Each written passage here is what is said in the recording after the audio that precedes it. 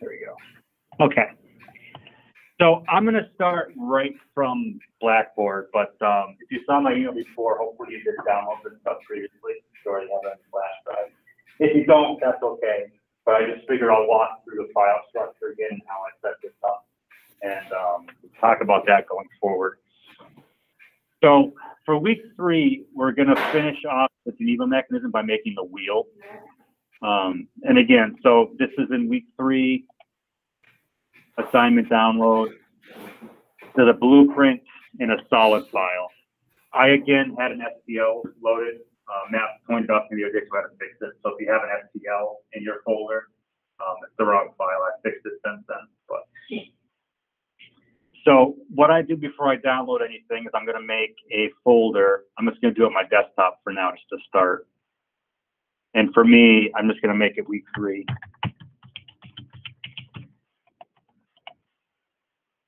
And I would download both the blueprint file. Start with that. I put that in my week 3 lab work folder. And then I also go and grab the wheel solid file.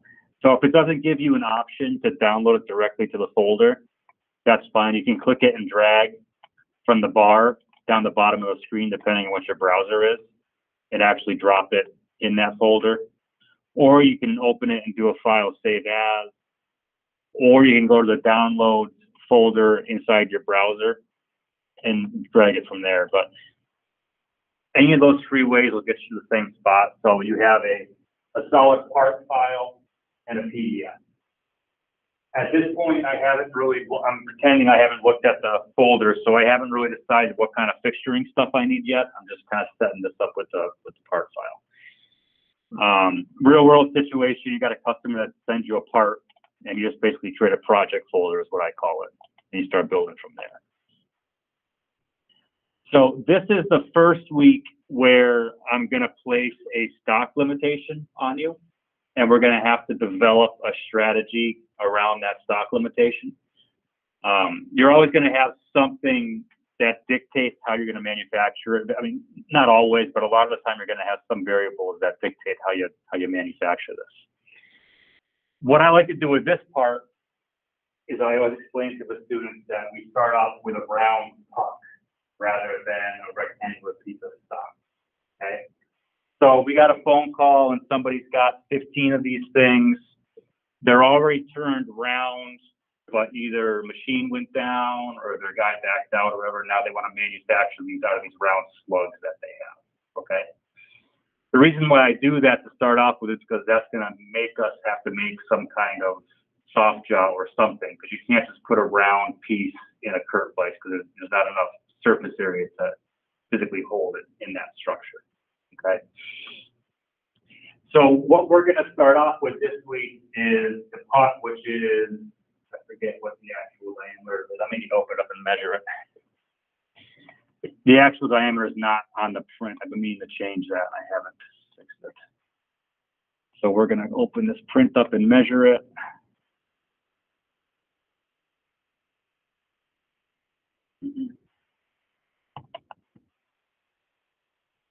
Perfect. So I'm going to go, you can see here that we actually have rounded, this is actually on diameter here. So hypothetically speaking, if we measure this in Mastercam and this is still the radius, we should get the diameter of this circle in here. So when I come in here and go to evaluate, measure, click on that, we get a radius of 1.414. So the diameter of the puck that we're going to be using to make this is going to be 2.828. Write that down.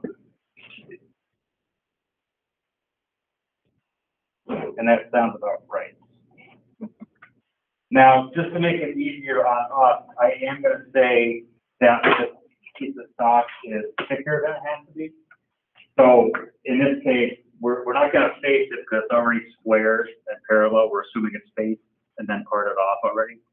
What we are going to do is hold the bottom part of that puck in a soft jaw and then we'll flip it over and get rid of the remaining stock afterwards.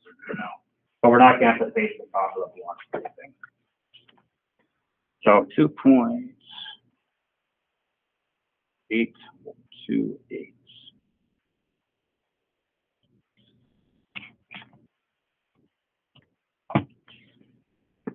Okay. So before we talk about fixture or anything like that, just one other thing that I want to look at. Obviously, we're usually back left-hand, bottom left-hand corner with a lot of our rectangular pieces. That's where 0, 0 point is.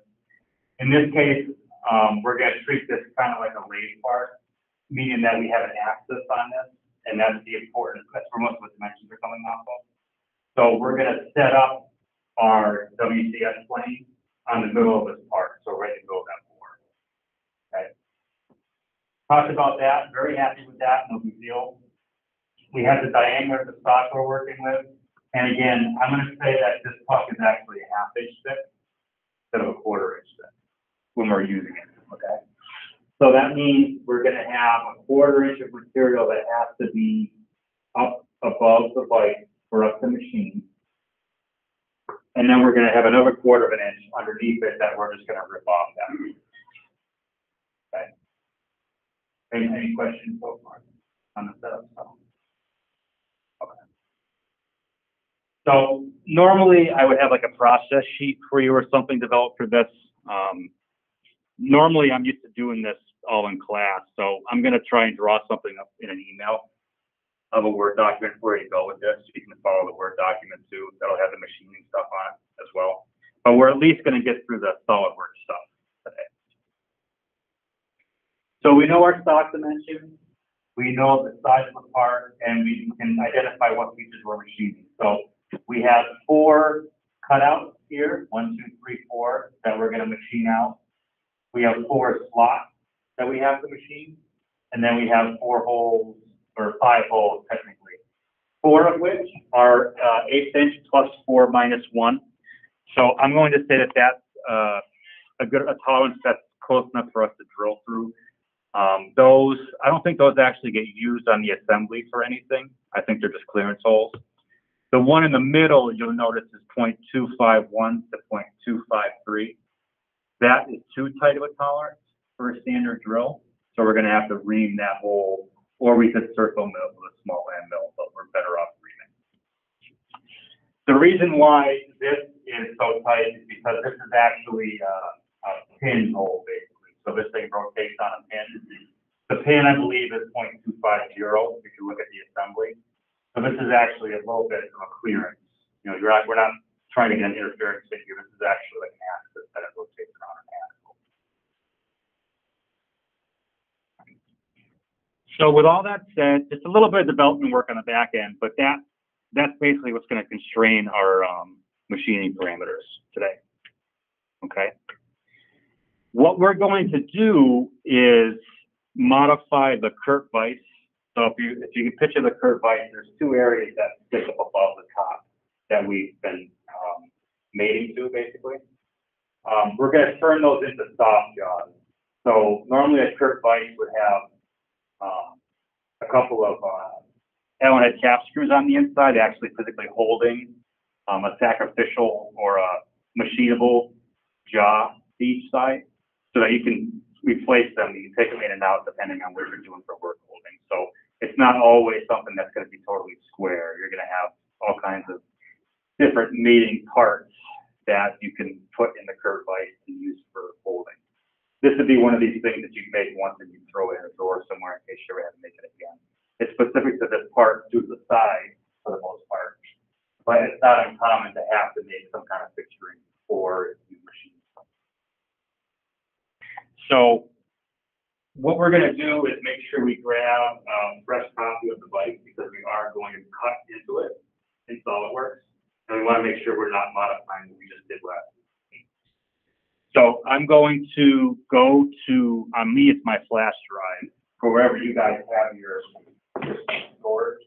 You're going to want to make sure that you get a fresh copy of the vise assembly into your folder. And when I say the assembly, it's got to include all the parts. So there's 2 solid parts that are actually the vise and the movable job. And then there's also the assembly itself that you're going to build this setup inside of.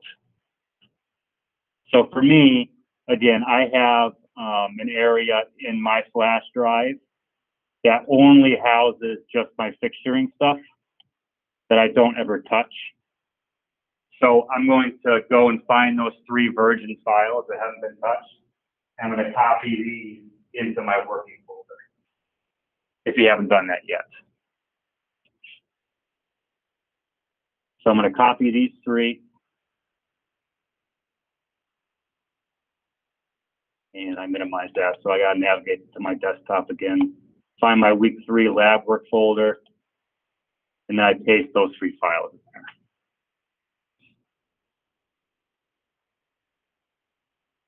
Now that we've done that, I'm going to go ahead and open up the simple Kurt Vice, just so we have it open in the background. So I'll double click on that. Or you can drag. Sometimes it's better to drag it in because it takes less time.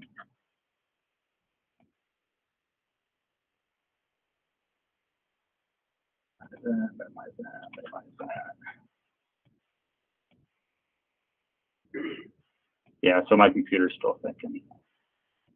Open the assembly? Yeah, just open the assembly, yep. And I actually had a mistake in here because I actually have parts in mine, so I must have screwed up and saved it in here by accident.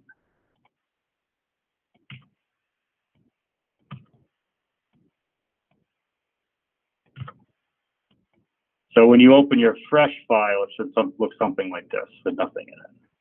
Here we go. So when you open the assembly, these 2 shelves here are what we're going to modify. So if you can kind of pretend that these are actually separate pieces, this piece and this piece here, and that those are available for us to machine and modify it. Okay. What we're going to do is we're going to cut round in these soft jobs using cutting screws in SolidWorks. And we're actually going to create 2 cavities that we can place this into. And then when we clamp on it, it'll hold on the diameter of the parts that we're going to fix, or we're going to machine. I'm going to set it up so that we're centered in the vise. So if you remember, the vise is 6 inches wide, so we'll be 3 inches here. And then we have to decide how much surface area we want to cut out of it. We can actually do it in the assembly if we want to, or we can do it in individual pieces. And my plan today is to do it inside of the individual pieces themselves. Okay. The reason why I had you open the assembly is because we can actually open the part from here and make sure that that basically enables us to ensure that we're modifying these 2 parts that are in here, and we're not accidentally modifying something else in a different folder. So we have the assembly open. I'm going to start with the fixed job first.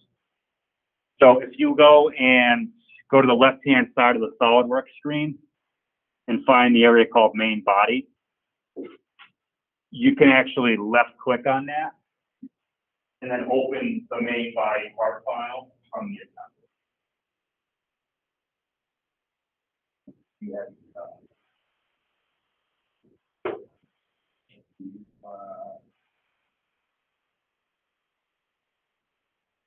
Okay, so that's the part, so that's good. So let's go back 1. So that's 1 step. And so the first line.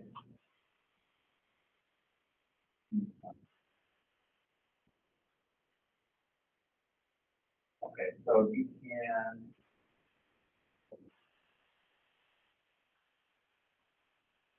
go here by drive, and then fixtures. And then if you hold the control key, you can click on that.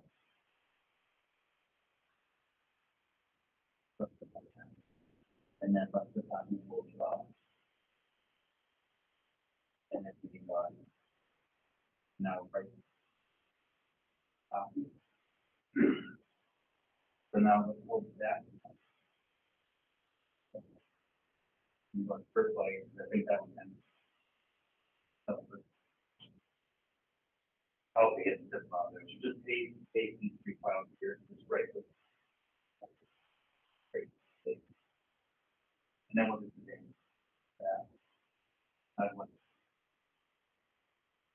And then right. And now we'll bring in that. And hopefully.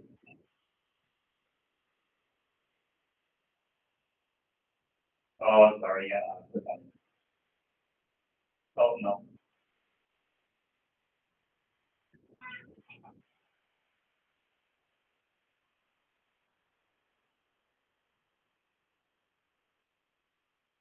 Okay, so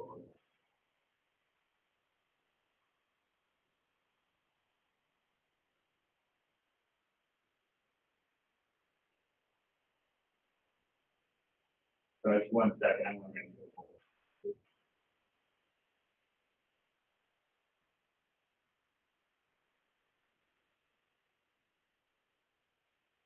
All right. So we.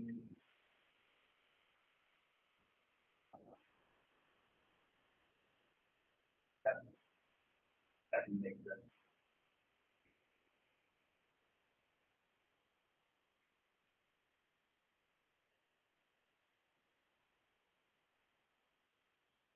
Okay, so this is now on the screen.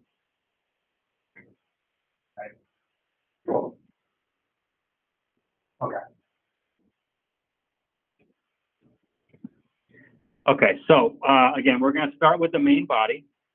So if you go over to the left-hand part of the screen and go to the tree, I'm going to left-click on main body, and when you do that, you kind of get like a quick menu that pops up, and you can actually open the file right. So we're going to open the part. I'm going to look at it from the top down to start. So if you hit the space bar when you're inside of a view, it gives you like a cube that you can use to manipulate the views. Kind of, it looks like that. And I'm just going to click on the top part just to kind of see what we're looking at. So I haven't done this in a while, so it's actually a good thing because I don't know exactly what I want to do yet. And we can kind of walk through what we have available to us, right? So I decided early on, again, we'll center this in the part. We're always doing one at a time. You know, if we're doing 2 of them at a time, maybe we do 2 spots, depending on what we're doing. So I know we're going to start by drawing a line in the middle here. And then we need to figure out how much we can actually cut out here to make it useful. We know what the radius is, but we kind of need to specify where the center of that hole is, or where the circle is going to be, so that it basically doesn't go too far. We want to have something in the back there to hold it. And it'll make more sense if we sketch it out. As I said, I do want to sketch it on this plane here. So looking at the top view, I'm going to go to Sketch, the Sketch tab in the upper left-hand corner. I'm going to go to Sketch, and then I'm going to click on that top surface where the soft jaw is located. Okay, that area right there. All right, so we are technically in sketch mode. I want to look at it from the top down again. And now we're going to look at basically drawing that cutout. Oh, okay, the shadow was that I'm looking at. That's okay, it doesn't matter. Yeah, that's fine. So I'm going to go ahead and first start by drawing that construction line. All right, so if I click on line in the upper left-hand corner, and I come down to those 2 vertical lines that represent the soft jaw, I can snap right to the middle of those. You see that? So it makes it really easy. So I'm just going to draw a line across the whole thing. Who cares?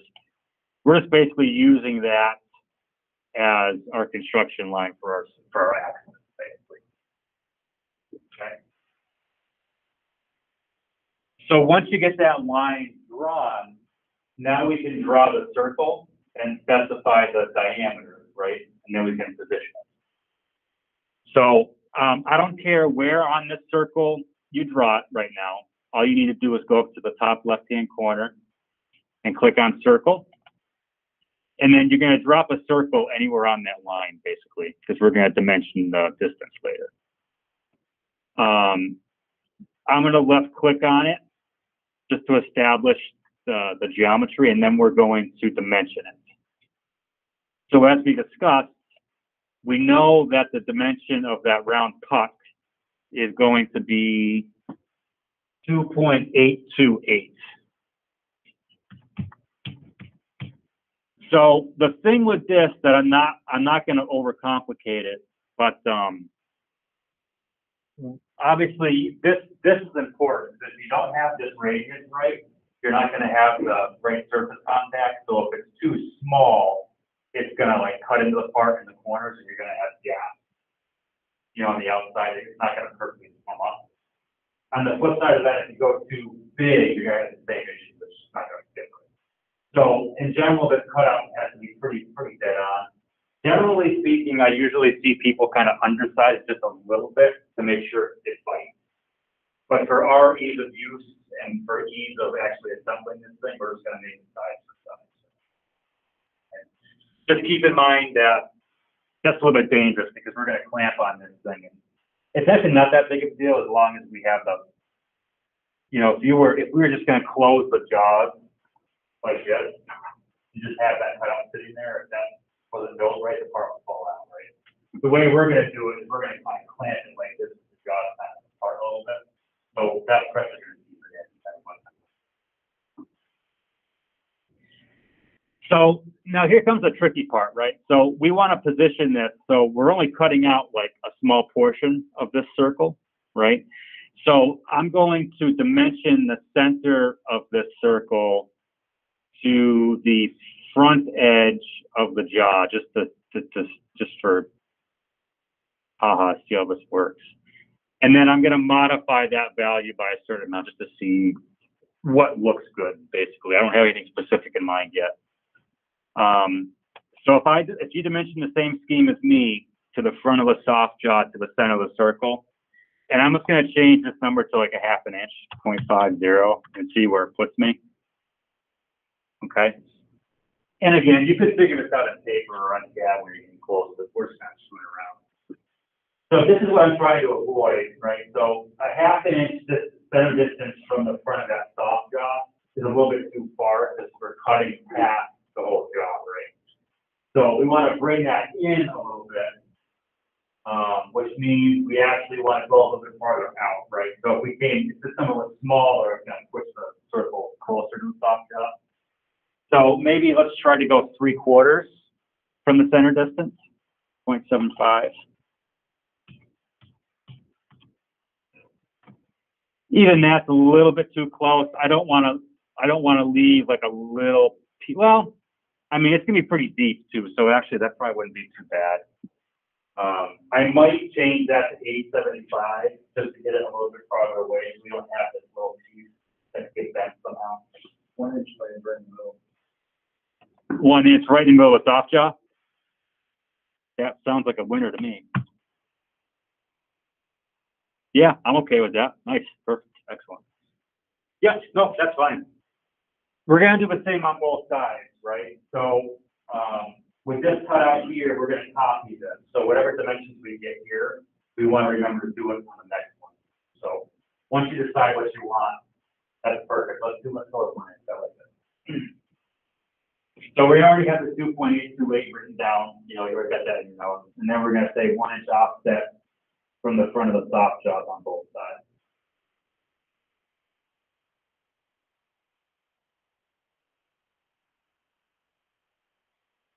Okay, great. So here's the next part too. So in future labs, depending on how advanced we can get with this, I would actually ask you to machine your fixturing too. So if this was week 8, I'd actually ask you to machine these as part of your, so you have like a fixturing set up in your master cam, and then you start off 10, off 20, off 30. So you would actually develop your fixturing. This one, we're not going to do it because we're just starting, but just keep that in mind in the future. So the next thing we want to do is we want to extrude this circle. We don't need to trim anything, you know what I mean? We could, if you wanted to get cute, we could trim this and get rid of the rest of the circle, but we don't care, right? We're not going to blow through the whole thing. We're just going down a quarter of an inch so we can basically pull this down. So I'm going to exit my smart dimension. I'm going to exit the sketch. I'm going to go to features, and we're going to go to extrude cut, which is in the features tab about halfway from the left-hand side, extrude cut. So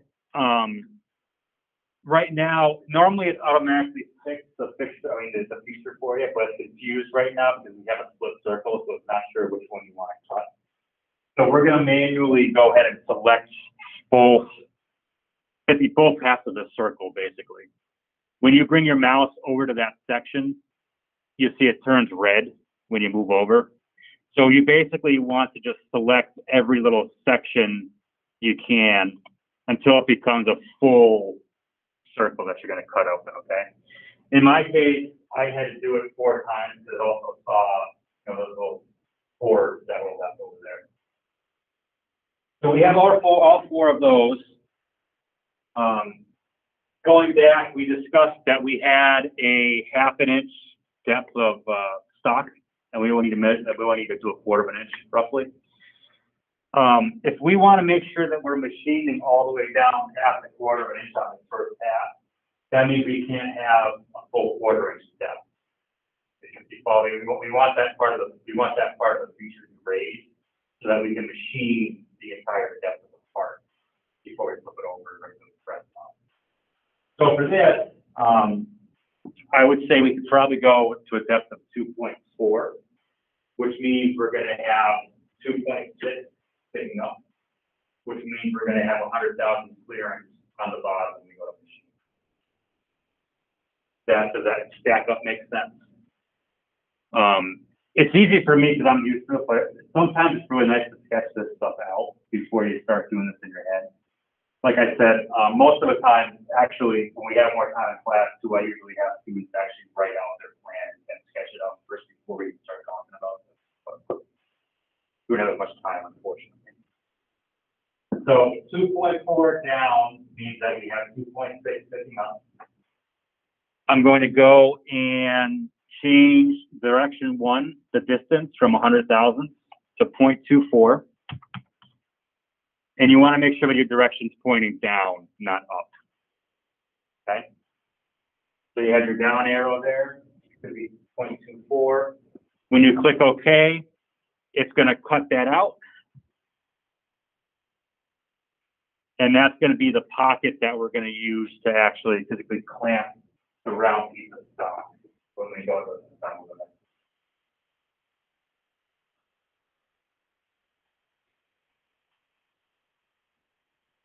Yeah, it's just a ball inches, but if you happen to go in there and change it, yeah, you let it click on that. Yeah. And when you're looking at this, it helps to kind of go into isometric sometimes to make sure you're going the right direction. Yeah. So for you, it looks like you look at it to the left. See how we're going one area is let's see. Oh, you got the whole thing. I think that's cool. Go ahead and click OK. Yeah, you got it. Good. So when you click up in the space, your sketch line will go away. They left it just here. Cool. Great, that looks good. Does everybody have that okay?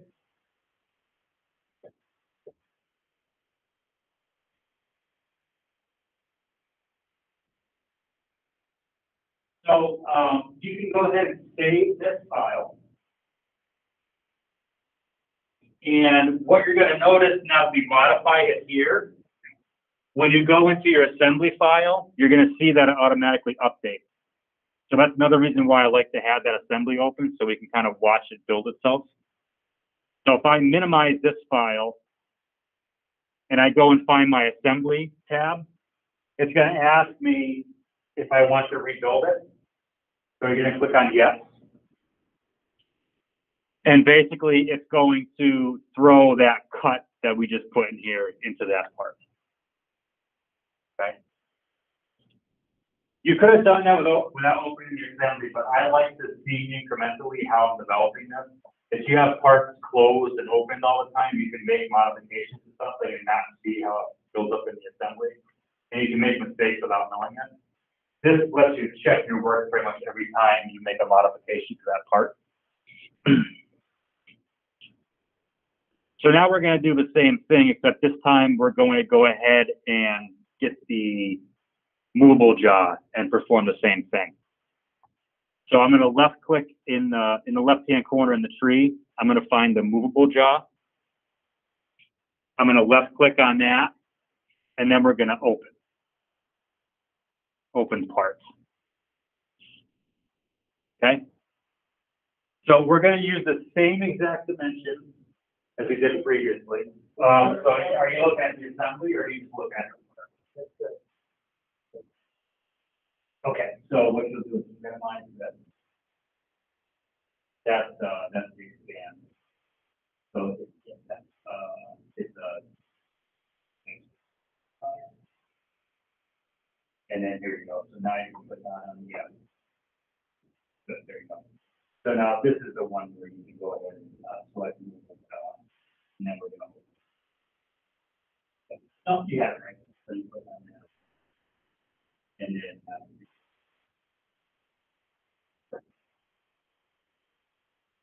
so we're going to perform the exact same cutting step to the movable jaw. I'm going to go ahead and look at the part for movable jaw from the top down again. So again, I'm going to hit the space bar, and I'm going to select the top view. And I'm going to sketch on top of the soft jaw area again. So I'm going to go to the sketch tab in the upper left. I'm going to hit the sketch button in the upper left. And then I'm going to left click on the top of the soft jaw area, or the ridge. Same exact steps. I'm going to now left click on my line. I'm going to find the center point of my soft jaw. At this point, it doesn't really matter which one we click on. I just want to make sure that I snap to the center of one of these lines. And then I'm going to drop a line across that's long enough so that I can put the circle on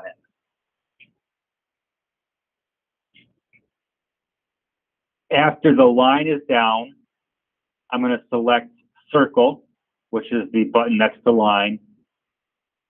And I'm going to drop a circle down anywhere on that center line, I'll call it.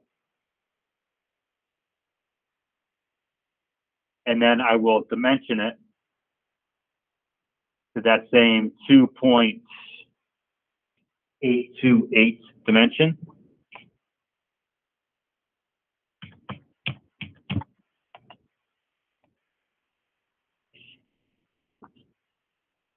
Once you have the circle drawn to that diameter, we can go ahead and dimension the center distance of the circle to the front face of the soft jaw. You want to make sure you use the same surface as the previous one, otherwise that 1 inch dimension will not look right. If we change this to 1 inch now, we should be exactly in the middle of the soft jaw, just as the previous one.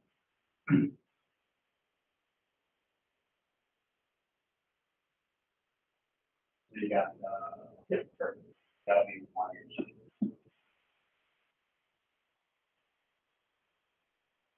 Oh. Hopefully that 2.828 number is right on what we can modify it later, but I don't remember what number I used last time. We'll find out, because if we try to, does it? Oh, I didn't see it. Okay, good. The reason why I'm trying to keep those numbers the same is that when we go to mate this, if those circles aren't exactly right, the tangent mate won't work, and then it gets kind of stupid. If we do it this way, it should mate really nicely, and it won't cause any complications. Okay, so we're going to go down the same step as before. So we're going to go 2.24. We need to exit the sketch, go to features, and we're going to go ahead and do an extruded cut. And again, I'm going to click on all the parts of the circle that it asked me to in order to get a full circular cut out of the whole thing. So I need 4 pieces in my case. And then I'm going to do a 0.24 depth dimension. Now, as you start doing this, one of your first inclinations for this, if you know you're going to be getting segments, you may be inclined to delete the line, or like I said, if you try to delete the line, for example, what happens is the circle is going to show an error because it's not really attached to anything anymore. So usually that's why I try to leave all the extra lines that I use for snapping through and things like that. If we were actually drafting, they'd want you to fully constrain the feature, right? And it would be, you'd have to fix it or fix something, fully dimension it, and then the actual feature you're drawing would turn black if it was fully constrained. What we're doing here is just kind of like off the cuff kind of stuff, so it's not a big deal. But if you ever go into like a CAD class, they're going to want you to fully constrain every sketch so that it should be black. So I just figured I'd mention that. We're taking shortcuts here a little bit. So I'm going to click OK and watch my cut. Looks pretty good to me. I'm happy with that. I'm going to go ahead and save this part. And now I'm going to minimize this and go to update my SolidWorks assembly. It's going to ask me to rebuild it. You can click on Don't Show Again if you want it to automatically rebuild every time. In very, very rare cases, you may not want to rebuild it right away, but 9 times out of 10, you want to keep updating itself. So you can change that if you want to. So at this point now, we have our 2 halves, and we don't have to worry about what the distance between the jaws is going to be, because we're going to put the part in first and just lock it together that way. So we don't have to bother ourselves with trying to figure out where exactly is this location line. We should be able to just throw the part inside of that and constrain it, and we'll be good to go.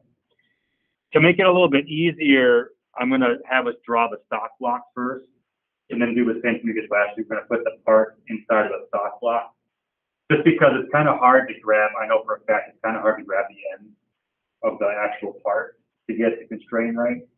But if we throw it in the stock block, then we can put the stock in here, and it goes in more smoothly than it would otherwise. So I'm going to save this assembly.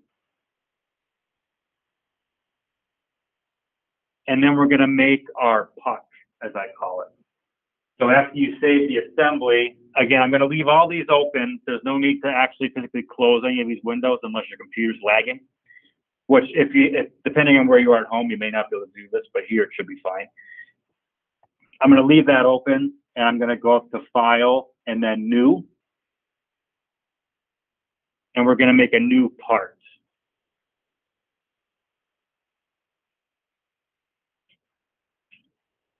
You can probably guess where we're going with this. We're going to make our stock block.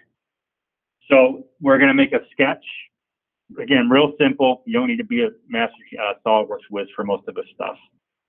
We're going to go to Sketch. We're going to create a sketch on the top plane. So after you click the sketch button, it asks you to select the plane. I click on top. And now I'm going to draw that same circle that we've been working with. So I'm going to make sure that I anchor it to the center just for the hell of it. So in the center of your screen, you should have a WCF cursor in the middle. I'm going to snap to that and make our circle right there.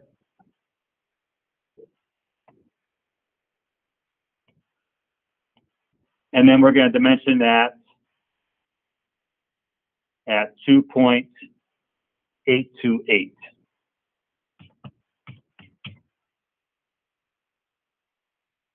Okay. On my screen, it does round up to 2.83. but you'll notice when you click on the dimension, it actually has a 3-place decimal in it. All right, so as long as you get a 3-place decimal in there, you're okay.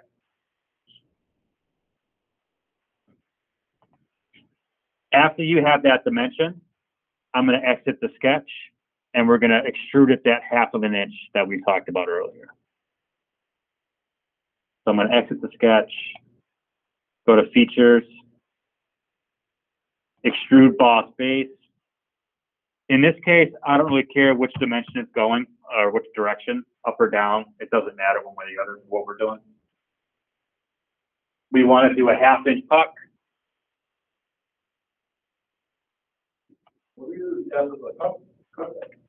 The depth of the cuts are at 0.24.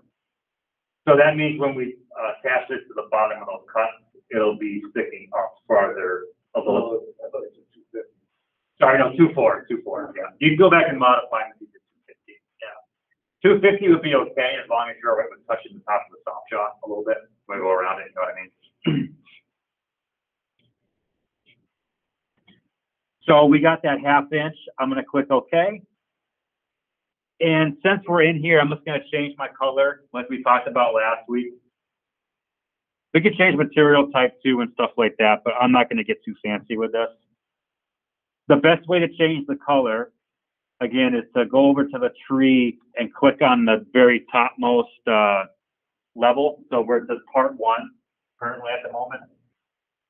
What did I say? If you right click on that, I believe you get a color wheel you can look at. Yeah, appearances show up. And you want the color ball with the pencil in front of it. So if you left click on that, then left click on Part 1, it gives you a color wheel that you can play around with. Yeah.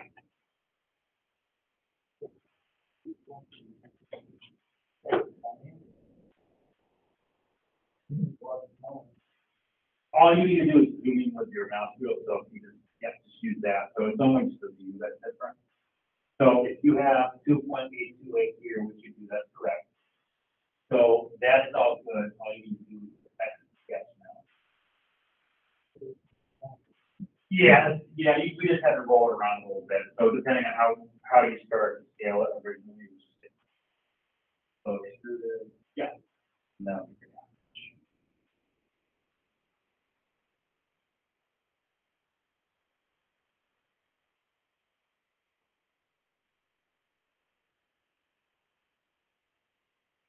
Okay, thanks.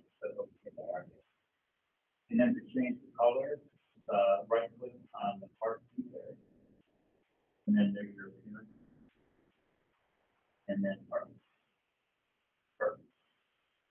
So again, I'm not worried about what you pick for a color. Just don't do red like I usually say. For me, I'm going to click. I'm going to make a green. That's usually what I do for stock for the most part. Any color green is fine. I try to stay away from yellow and purple too because those are selection colors. So sometimes in Mastercam it can mask your picks by accident. Once you pick a color, just go ahead and click Save on this file.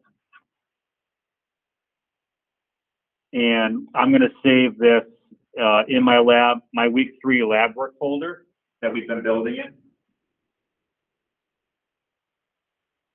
And for this piece, I'd want to be a little bit more specific with my file name. So this is specifically for our first operation, op10. So I would start the naming convention for this file with op10. And then maybe I do underscore and we'll say, I don't know which part. This is the drive, I think, right? Let me say this is the wheel. So this might be op10. Geneva wheel stock, something like that. I don't want to have a billion letters and characters in here. Op10 Geneva wheel stock is good. The op10 is the most important thing because, like I said, sometimes you're going to have more than one op. You might have more than one stock too. So, and you also want to make sure it's in that lab, that working folder that we've been talking about. So that's all the drawing stuff that we got to do. Now it's simply some assembly work, and then we'll be into Mastercam. So as you can imagine, the more comfortable you get with this stuff, really the setup doesn't take you that long once you know which questions to ask yourself and how to just follow through with some basic extrusions and cuts and things like that. And again, if by some miracle you do a lot of these round parts, you're going to have this fixture with this cutout already in it.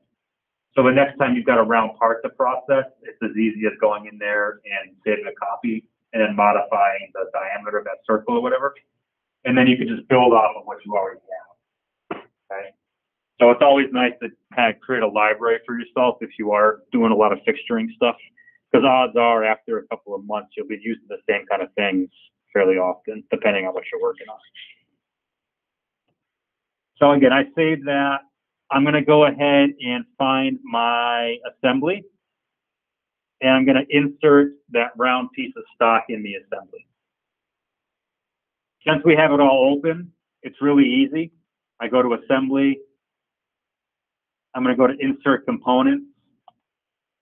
And when you left click on that, over in the tree, we get that list of open documents that we had last time. So I'm going to find my Geneva wheel stock, and I'm just going to drop one of these in here for now. Now, interestingly enough, it looks like we actually almost have enough room to do two of these. Obviously, I'm not going to do it now, but maybe it might have been interesting to try to do two at once. That's the kind of stuff we're going to do later on, too. We're going to figure out how many these at once. Again, we'll have fun with it going forward, too. Roll out weeks to do, so I don't want to figure it out. So we're going to leave that there, and now we have to open the actual part we're manufacturing. So if you don't have it open, you may have to go searching for it with the browse button. If you do have it, it's just a simple thing of selecting the P01, 01, 002 part and dropping that in. I actually had an error on the naming convention too, so make sure you have the right part. So it should be the wheel with the slot. Yeah. Got it. I had to rename them in my files and on the back board. I got a couple. Okay, so now we are going to mate the wheel into the stock, and then we'll put the stock in the soft jaws, and then we'll take a little 5-minute break. I think we should be about there. Sorry, go ahead. Was there a question? Oh, okay. Steve, how you doing? You still with me?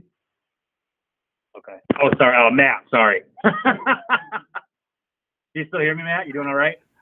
Yeah, I'm here. Yeah, okay, cool. All right, excellent. So give me a second, because I just want to make sure that the way I constrain this is going to work. So what I'm going to do is, again, we were talking about this and we discussed this, that the puck has already been faced, okay? So we're not worried about leaving material on top for this instance. And again, that's going to be stuff that I dictate to you, kind of sort of curveballs. So in this case, I'm making it easier for you. Sometimes I'll make it harder for you, depending on what I feel like doing to you that day. Well, today I'm making it easy. So I'm going to start by mating the top of this to the top of the stock block. That's the easier one. Okay. Now, if I remember correctly, hypothetically speaking, I should be able to just click on one of these radiuses here on the edge, and then click on the radius to the stock block. And I think it's going to automatically make them tangent and put it inside, but let's just double check. Okay, that works. And now I want to make sure we're locked. We may not be, but I don't think I really care if it spins. So if I make this transparent for a second. No, it does lock it in place. All right, cool. All right, so now I'm going to undo this and you can follow along with me. Okay, so we're going to take the top of the wheel and we're going to mate it to the top of the stock block. So I'm going to go to mate. I'm going to click on the top of the wheel. Again, I'm making sure my features are correct too. So in this case, the top and bottom are symmetrical. But if you do have different features on different parts, you do want to be cognizant of that on different surfaces. So the top of the wheel goes to the top of the stock block. You click OK. And then you should be able to click on any of these end pieces that are next to the slots, and then select the round outside surface of the stock. And what it's going to do is it's going to call it concentric. There you go. So that concentric mate is going to lock the part in there. And then just to make it easier to look at, you can click OK on the mate. I'm going to select the stock block so that my little toolbar comes up. And I'm going to change the transparency, which is the middle button in the top row with the eye icon on it. And we're going to make that transparent so we can see through it and ensure that our parts are the way it's supposed to be.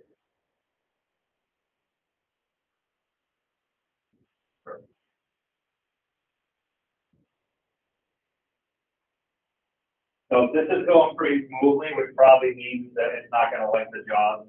That's usually what happens if it goes this easy.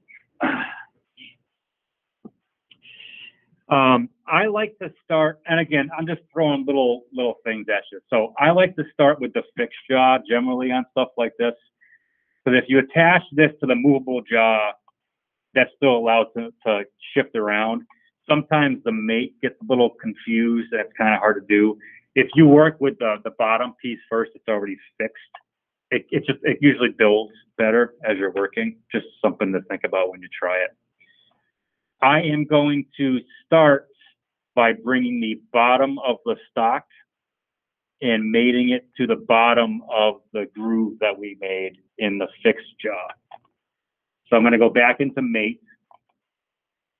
Because your stock is transparent now, you may have to do a little bit of twisting to get the right surface.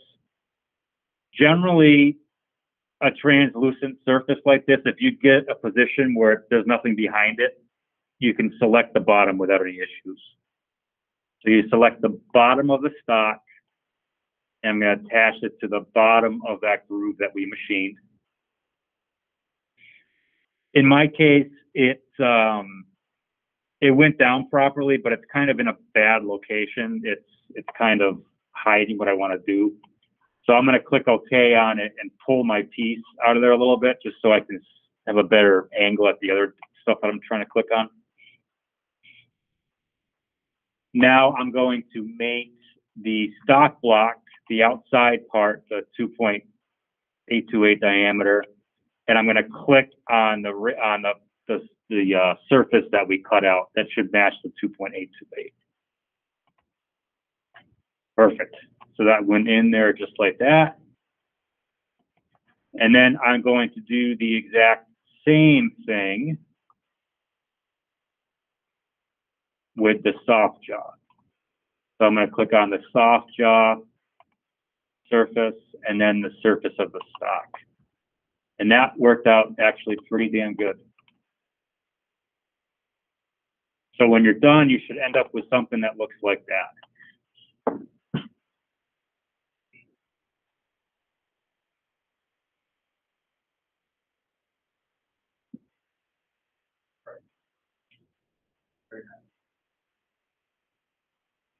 I like doing the setup stuff. It's fun. There's a lot of stuff you can do with it. And like I said, it's not just really a right or wrong thing. And you can get as complicated as you want. Depends on how much. Good. Looks good. Yeah, that.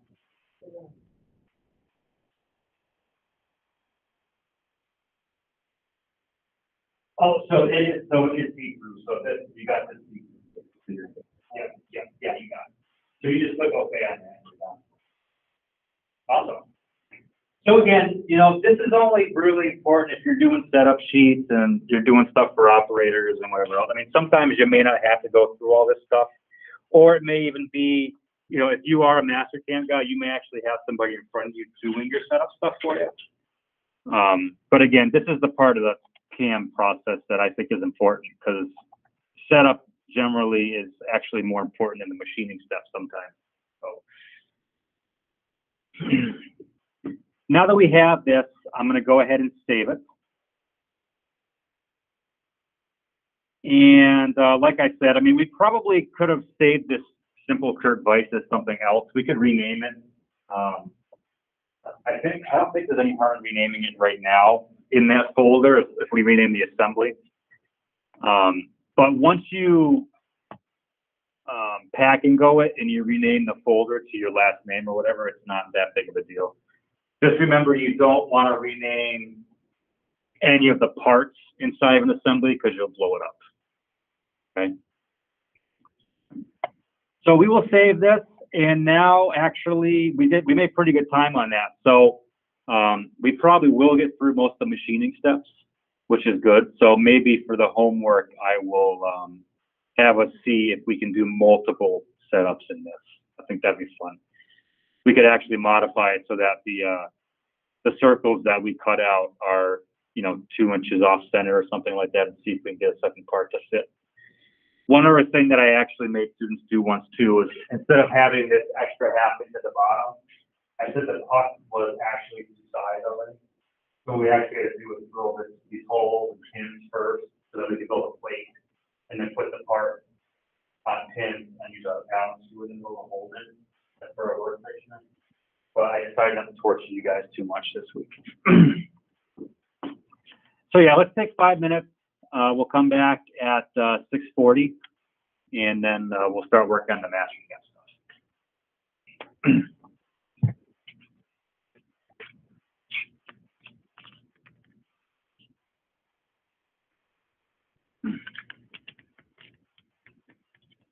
Almost no one wants a break. I forgot there's only 4 of us in here. So if that's the case, just go ahead and open Mastercam. We can get started right away. I don't mind. We got plenty of time.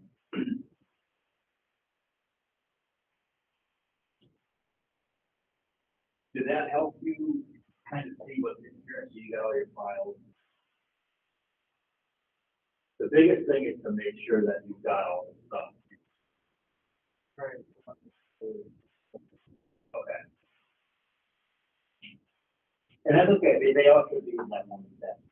So if you open, so you close your mask first. Try to open the assembly. And we'll just hear the mask. Oh, actually, yeah, go ahead. I'll see what happens. Okay, now. But it's going to reopen all of it.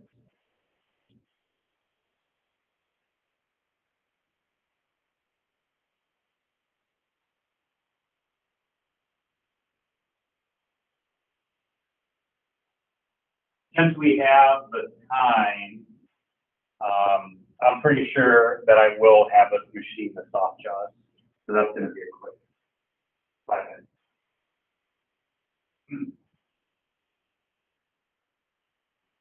Okay, good. So we did the right thing, right? So that is isolated. Okay, that's some. And you said you did a packing go on that? Good. So that's all you need to do. So you put the packing go into the suit as well. And then that packing go is what you need to. Yeah. And then you're all set. Yeah. I haven't done any grading yet, but has anybody tried to submit this file? Did anybody submit this file at work? That was my question. I never submitted a zip file. I just submitted the entire assembly file. It's cool. Okay. The only problem with that is it may not open right, so it's the good point, but I'll check. So what I'm looking for is the pack and go, and I haven't checked it yet, but I want to make sure it would let you look over this time. Because sometimes the websites are a little strict on that, but there's definitely high fire. You saw it, is that again? Yeah, the packing go? Sure, yeah. So it's actually really easy. If you're in the assembly, all you need to do is go up to the file menu, and about 3/4 of the way down under Publish eDrawings, it's called Pack and Go. Just for SolidWorks? Just the SolidWorks files, yeah. It's just separate from Mastercam stuff. So when you do the Pack and Go, it shows you a screen with all the parts in it, And it's basically just asking you to confirm that you want all of these included in that package, which you do. When you click save, it usually points to your working folder that you're in. So in my case, it already sees that weekly lab work folder that I did. So if I click save, it's going to dump a zip file in there with all this in here. And then that's what I want you to submit with that zip file. That way I can unpackage it and open your assembly and see other pieces. Right. If you just send me this file, it will open, but then I can't update it. And every once in a while, well, most of the time, the parts just disappear and don't show up. And then I can't really see what you did for the most part. But that can go always with this. It always is a zip file. Yep, that's the default. Yeah, I'm not sure if you can change it. I think it's Oh, I'm sorry, you know what? You may, well, change destination, but. Yeah. Assembly, or do you want to take the, I want the whole, everything. whole thing? Yeah, all the files. Yeah. Yes, well, whatever's in the assembly, yeah. So you, in this case, you would have the part file that you started out with, yeah, the stock you created, and then the two pieces of the job. Now, here's my question. So I didn't know this before. So one says save the folder, and then one says save the zip. So we may have to change that button to save the zip. Because I know it won't let you upload a full folder. You know what I mean? I'm pretty sure it has to be one file attachment. Yeah. So if we change that to save the zip file and it's saved, then when you go back into your working folder,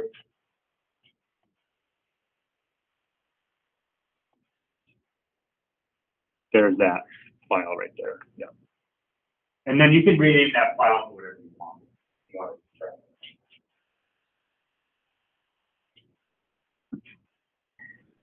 I think I probably could turn Blackboard. I think I could do a student preview and then try to submit that file. And I want to say I did, so I'm pretty sure it does take zips. But okay, everybody's still here, so why don't we go ahead and just open the Mastercam up if you don't have it already, and we will go straight to bringing it in, setting it up on 0, making a plane.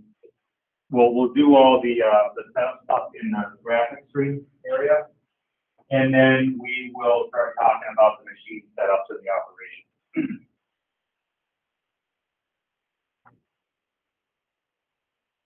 I always start with a fresh Mastercam file, right? So it's still loading. You still got to load it, so we'll wait a second. But what you're going to do is a file merge once you get into Mastercam.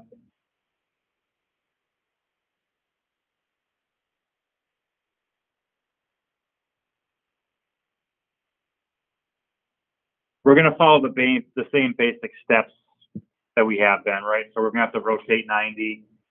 We're going to position the default top plane into the center of the part in this case.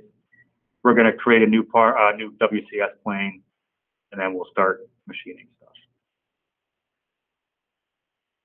Okay, put that right there. So I'm going to go up to File, Merge. You can do File Open if you want to. I tend to use Merge. First thing to look at is your filter. So in the bottom right-hand corner, your filter says All Mastercam Files, which means you will not see the SolidWorks file. We need to change that filter in the bottom right to All Files. And then I'm going to navigate to my working folder and select the simple Kurt Weiss solid assembly that we have just created for this project.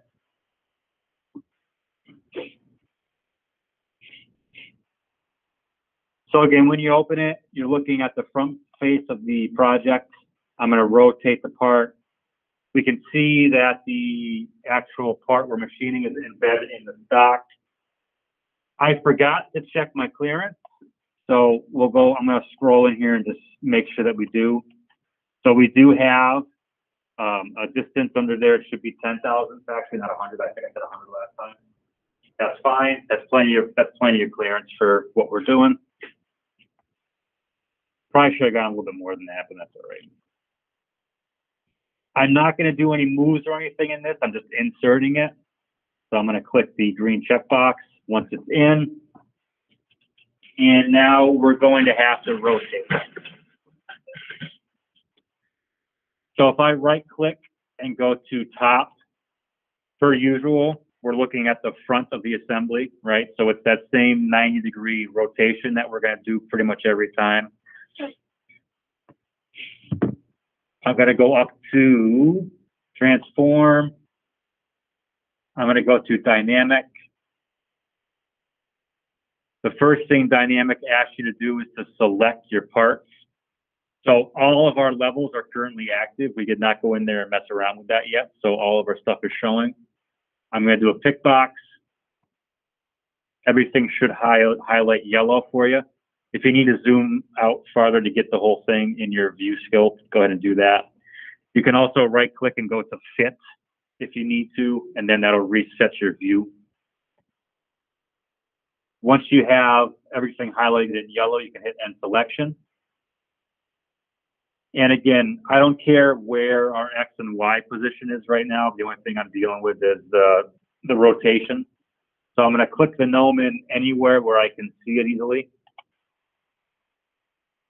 I'm rotating between the Y and the Z axes. So I'm going to click any of those 3 red line segments that I can get at. I usually click the middle one. I don't know if it matters which one you get, quite honestly.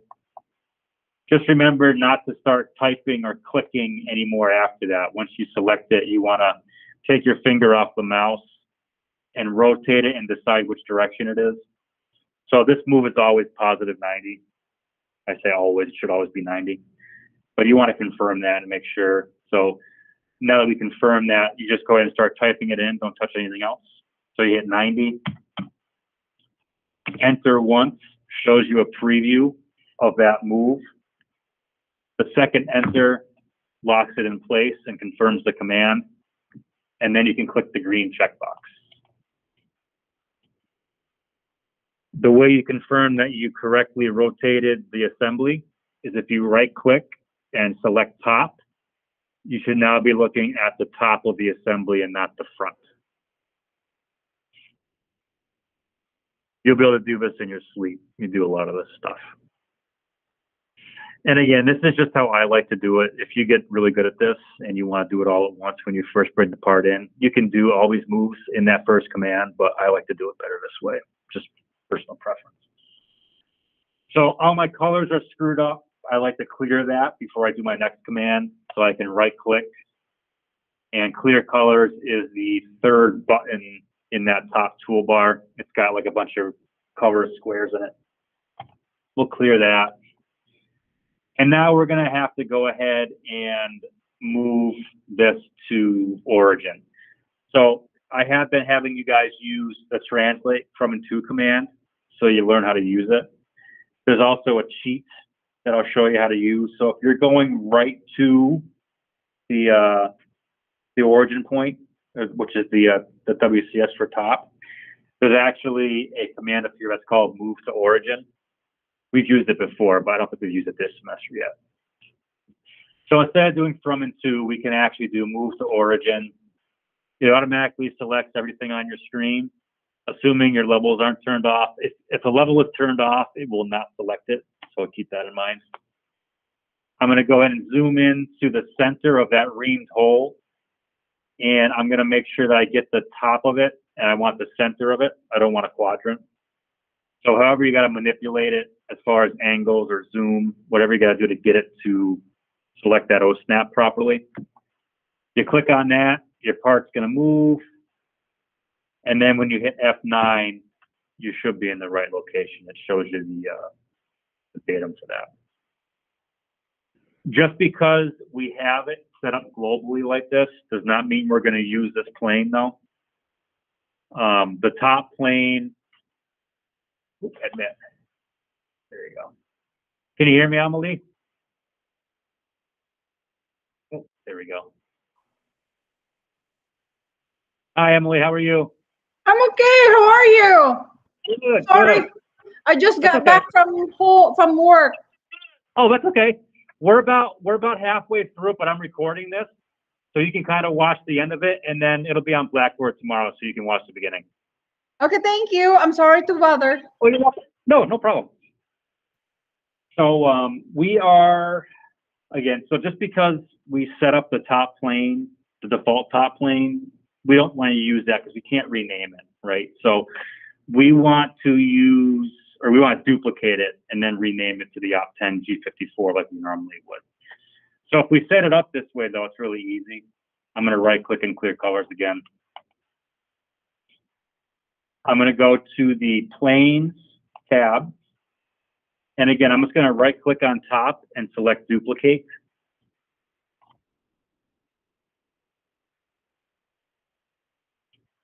And then we can go ahead and rename this. So it comes in as Top-1. And then we're going to rename this to Op10 G54. We may modify that later if we do the soft jaws like I'm planning on. Well, we'll just insert another, maybe we'll do G56 or whatever as that instead. So we rename that, and now our positioning in Mastercam is done, and our plane is all set. We have not gone back and renamed our levels yet. So what we're going to do is go in there now and just rename those because they come in blank. So we want to go back and kind of check those out. And the way we look at it is I basically turn one off and find out what it is and then name it, and I work through the list. So for me, part number or level number 4 is the actual part. So I can call that the Geneva wheel, Op10 Geneva wheel. Always start with the operation number first.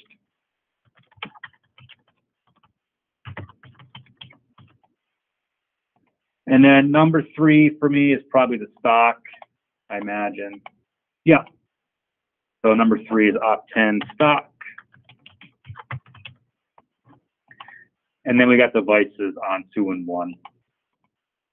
So number 2 is the Op10 jaw, something like that. And then the, I'll call it vice jaw. And then the first one is going to be the Op10 base. Op10 jaw base. And again, I don't generally tell you what to name these. As long as you have the operation number and I know what you're talking about and it makes sense, then that's fine with me. You can have your own convention. All right. So I'm going to get rid of my F9. We don't need to see that anymore. Now, I'm going to go ahead and save this file before we start doing any more work to it.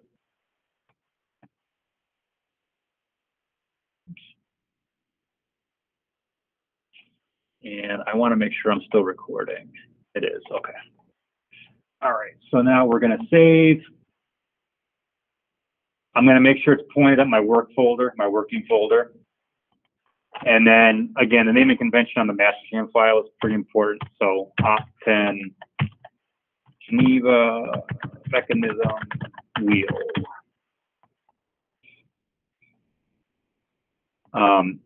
You know, you may not even need the Op10 in front of this if we're doing a bunch of operations in it. If you separate your Mastercam files out, some people actually like to have separate files for each op instead of having them all in one structure. For the most part, we're going to have all our operations in it, so it's not that big of a deal. I'm just going to actually change this to put my last name in it. That's better. When you upload to Blackboard, it's not nearly as important as it used to be because I see who submits it.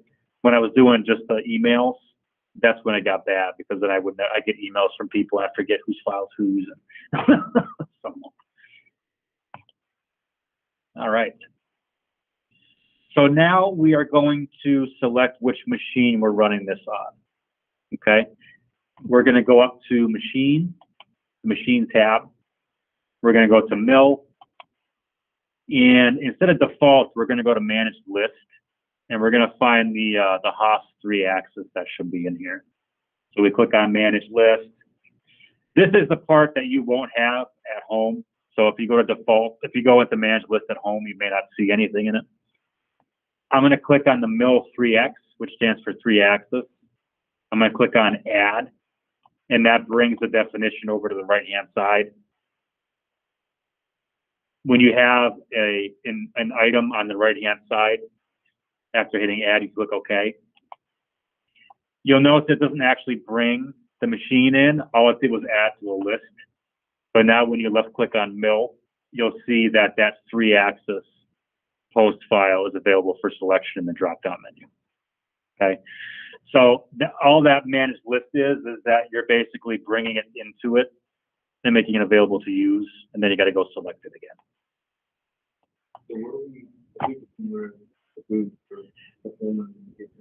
Default is basically the same thing. What I should do in a perfect world, if I cared about it, is I would give you all the posts, and then you could put them in your home directory. But since we're not running the G code until we're here, I'm not that worried about it. If you post code with default, it'd be close enough to the Haas machines that you've got to look at it and see. You know, there's only very subtle differences between the default one and the Haas. If we start doing 4th and 5th axis stuff, that's when I got to be more specific, and you got to take that post home with you, or you start the file here, and then when you go home with it, when you save this file, it saves the definition in here. So if you start it here, you'll bring it with you, basically. It's only when you start a new file at home that you don't have the post available. And you can actually come in here after the fact and go into files, and you can actually change the, in here somewhere, you can actually change the post. I think right here, you would hit the edit or replace button, and then you could load it into a different thing. So even though you make this file for a specific machine, if you decide to run it on something else, you come in here and change this and regenerate the code, and it'll update it. So you don't need to make a new file for every machine you want to run this on. You just have to tell it which post to use to process the code. Does that kind of make sense? That's why I'm not worried about it, because we can always fix it later if we wanted to. And some people have a hard time navigating the file structure and putting those in the right spot. So I haven't really bothered with it all that much. Okay, so we have machine group 1 and toolpath group 1. Okay. Before we do anything else, I want to rename that because I almost always forget to. So toolpath group 1 should actually be op 10. That's where we're going to start. So I'm going to click on toolpath group 1. You kind of like slow click on it, and then you get the ability to edit it. We'll change that to op 10. If we decide to do the fixture later, we'll just insert it in front of all these operations. So it's not that big of a deal. Okay. So we are going to, the first thing is make a selection for our stock setup. Okay. So we are going to use that solid piece of stock that we drew and inserted. It's really simple now that we have that piece here. I'm going to go to stock setup. I'm going to change my stock plane to my G54 instead of top. All right. You may actually have G54 there if you were smart and changed it ahead of time, but I didn't. So you want to make sure op10 G54 is your stock plane. I'm now going to go to bounding box in the bottom right hand, like bottom right hand corner-ish. Click on bounding box, and I'm going to click on that solid piece of round material that we have inserted there. I'm going to hit end selection. And I created a rectangle. Okay, maybe bounding box may not work. Oh no, cylindrical, shape cylindrical. But it's going the wrong way. Z, there we go. Okay. So it defaults to rectangle, and you can kind of watch what you got to do. So you change rectangle to cylindrical, and then you need to tell it which direction the cylinder is going. This is the first time I've done it like this, so that's why I was chuckling. So cylindrical, the axis is originally X, so that means it's going like the wrong direction. What you're going to want to do is change it to Z, and then when you put it in the Z, it picks up on that ½ inch. You notice that the height goes to match the solid that we have drawn up in there. So that's still pretty slick. I like that a lot. So if you have it highlighted correctly, it should look like this. You should see the red stock block outline surrounding the solid. I don't think there's anything else we have to change in here. So I click OK. I prefer to see the solid because we spent all this time making some nice solids. So I feel like using wireframe is kind of silly. So inside of the machine group properties, stock setup tab, I'm going to go ahead and change it to solid. We don't need to edit anything else. We just click OK. The color looks kind of funky, right? Because we got like 3 things stacked up on top of each other. But now we can just go into our levels and turn off the stock solid. And then all we're going to see is the red ghost that we just basically created. We may need to turn that solid stock on for chaining purposes and things later on, but I like to turn it off just to start off. Okay. If you've got some funky colors, like sometimes happens, go ahead and clear colors again. And then I'm going to try and get in the habit of saving every time we do something major. So again, we should go ahead and save this. Okay. This is great. So from what I can see, this is going pretty smoothly and everybody's got a good handle on it. So this is great.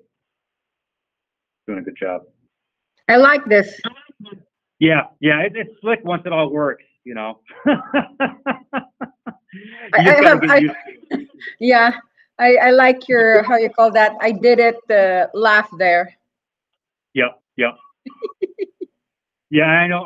I'll respond to your email too. I know I got a file to look at from you. I'll check that out tonight, hopefully. Oh, no worries. I know you've been busy. Yeah, good. Okay. So now I'll just reiterate what we're going to do for machining, okay? We're going to machine the 4 curved pockets. We're going to machine the slots, and then we're going to do the drilling, okay? One thing that I want to avoid on this part is I don't want to do the slots and the outside all at the same time. Because what happens now is if we try to do, say we use an end mill that will fit in here, it'll actually try to throw itself into the slot. But I know from just experience that the dynamic cut that it tries to make, it's not a peel. So I like to have it start from the outside and peel in back and forth like what's called a peel mill. I'll show you in there.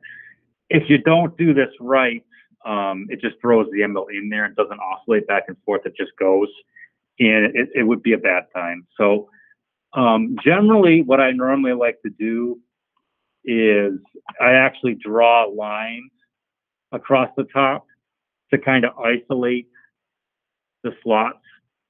So if we think about how we're going to chain this for our dynamic milling, we're going to use the stock block as the machining region, okay? And then we're going to use the part as the avoidance region, kind of like how we normally do on most of these things. But again, if we don't draw any lines across here, the avoidance region is going to become the slot, and it's going to try to fit the end mill in there, okay? So you may think, okay, we'll just use a bigger end mill, right? So if that slot, so those slots are 265, I'll use a 1/2 inch end mill and then it won't be able to fit, right?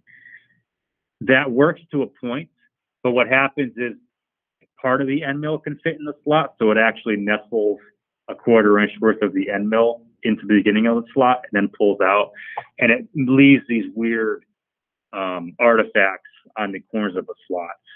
So we don't want it to go in there at all. We just want to isolate the whole thing altogether.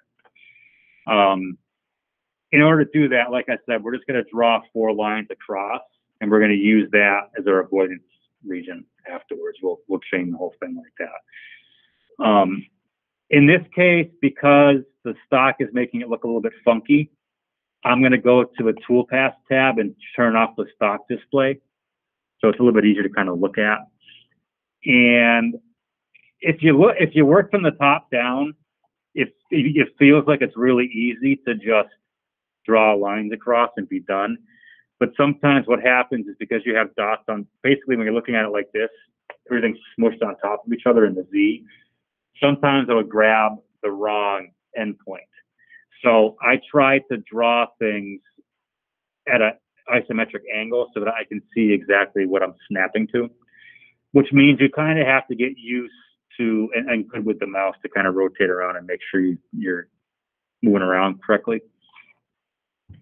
The other thing I want to do is make sure I'm not drawing on one of these random levels. I want to make a new one. So I'm going to go ahead into the Levels tab. I'm going to hit the plus add a new level button.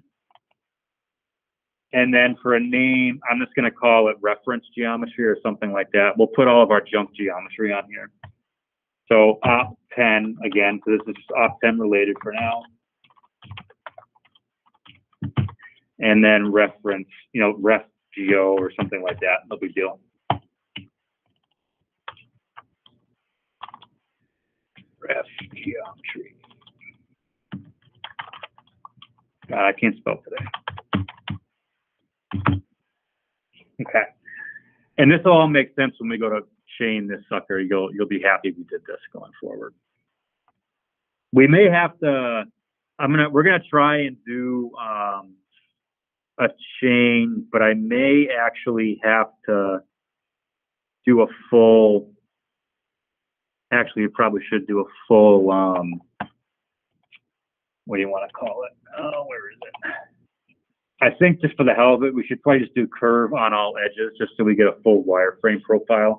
Because I don't think when we try to chain it, we're going to have like a 3D chain with 2D elements to it. And I think it balks at that sometimes. So we may have to do a full 2D chain on the outside to do that. And this is good anyway. So if you go to the wireframe tab, I'm going to go to about 3/4 of the way over from the left-hand side and do curve on all edges. And then I'm going to select just the part itself. Okay. I'm going to hit end selection. And it's going to give us, for me, I just click the top surface of the part. I didn't do that on purpose, but that's probably a cleaner way to do it. If you actually pick the whole part, we'll get a bunch of other lines we don't need.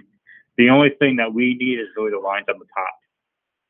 So I selected the top surface of the part, and you see that I got some blue lines all the way around it.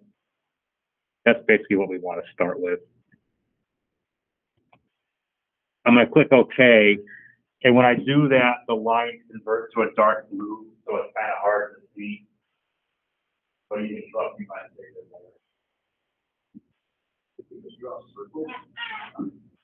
You can do that, and then you trim the detail out. But yes, you could do that. The only reason why I don't like to do that, and what you end up with, is you get double lines. Oh, there, you know what I mean? You get, so sometimes it gets a little tricky. But you're right. You could definitely just draw a third line. No, I don't think so. No, so see, there it is. Now what I'm going to have everybody do is actually turn the solid off. And then we're only going to be looking at that wireframe that we just made just to make sure it's there. So I'm going to go into levels. I'm going to turn the actual part off so that I'm only looking at that the wire.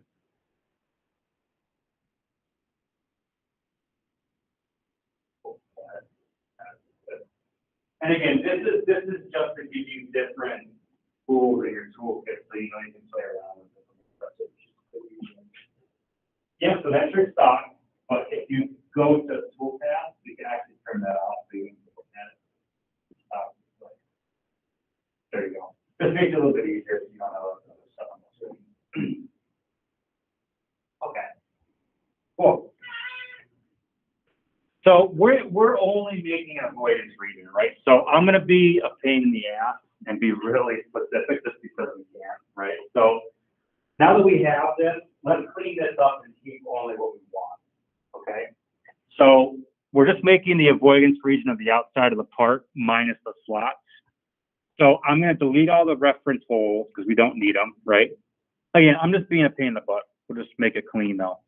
So I'm going to single left click each item. This is how I like to do it. And then I'll use the delete key on the keyboard. So you click one item, delete, one item, delete. That's how I like to do it. You can select multiples all at once, but there's no easy way to deselect. So if you select 15 items and your 16th one is wrong, you got to hit escape and then pick all of them over again, right? So if you just do single click, delete, single click, delete, you can't really get screwed up. I'm going to get rid of the middle hole too. And then again, we don't want to do anything with the slots, right? We want to ignore them. So I'm going to delete the slots as well. Just these line segments that have to do with them. So I'm going to delete them so it looks like this. And then we'll draw the line segments across to close the loop. And then this will become our avoidance region. So prior to drawing the lines across, you should have something that looks like this. You have 4 gaps there. And then you can go line endpoints and just go ahead and close those holes by clicking on the endpoints between each section.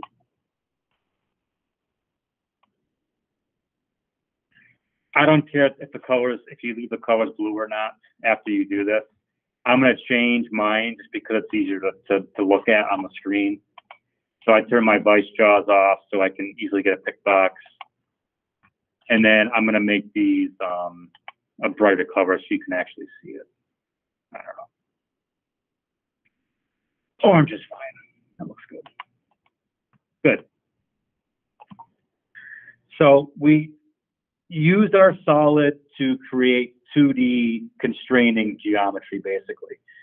And this is a skill that you're going to want to develop, and you'll kind of get a feel for it as you go, because as you chain profiles and you start using this more often, you're going to find out what works well in Mastercam and what doesn't. So like, for example, like all that stuff, you would have no idea any of that was an issue until you went to go do it. You know what I mean? And then it becomes a pain in the ass, because then you're halfway through it and you're trying to chain it and it's not working, and you got to go back and do this. So it's just, remember, as you bump into stuff, try to make notes for yourself sometimes too and say, hey, this didn't work out very well because of this. And that way you won't repeat the same thing like I did for years and years while I was still learning this. Again, you can, at this point too, don't forget, you can turn stuff off at this point too, which is the great thing about levels. So if you've got stuff in your way, you're sick of looking at it, it's making it hard to click on stuff, go ahead and turn it all off. You know, if you're not using it, don't worry about it. Same thing with the stock. Once you make the stock and you know it's correct, you can go ahead and turn that off and not ever look at it ever again, you know. So now let's talk about the profiles we're going to need to machine this. So again, I just mentioned that we're going to use the stock block as the machining region, and then we're going to use this piece of geometry for our avoidance region, right? So that means really the only two things we need are that stock block and then that geometry. And again, we need the stock block because the red ghost or shadow of that stock that we made, you can't actually select that for anything. So you still need to use this for our chaining purposes. So we turn those on. I am going to go ahead and go back into toolpath. So I'm seeing the tree. I'm going to go to the mill toolpath tab, and then I'm going to select dynamic mill. So we're going to mix and match here. So our machining region, when we click on the arrow, we're going to go ahead and use a 3D solid selection because we have the solid block there. So I'm going to change the mode to solids. The 3D button is highlighted. And I'm going to turn off the loop and just use that face selection method. You could do a loop if you want to too, but just pick one or the other. I'm going to select the top of the stock block. It highlights that circle nicely. And then we're going to click OK. Now for the avoidance region, we're going to select on the cursor. This time we're going to switch it back to wireframe. So we're going to go mode wireframe. We're going to go to C plane for a radio button. And then we're going to do a chain. And if you select anywhere on this closed profile, it should wrap all the way around unless you have a drawing issue. So you click anywhere you want, it should wrap all the way around. Okay.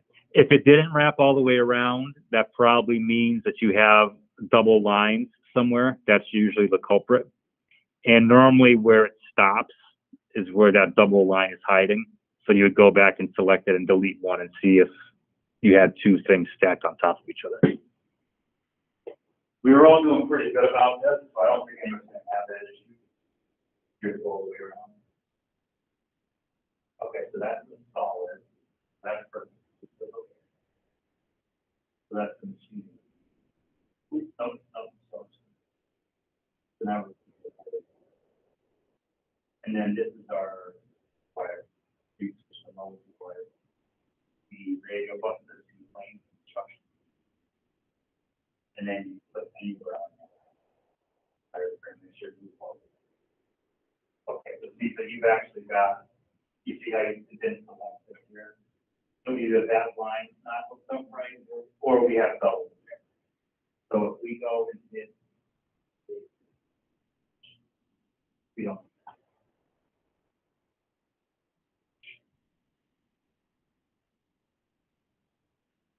So, all that.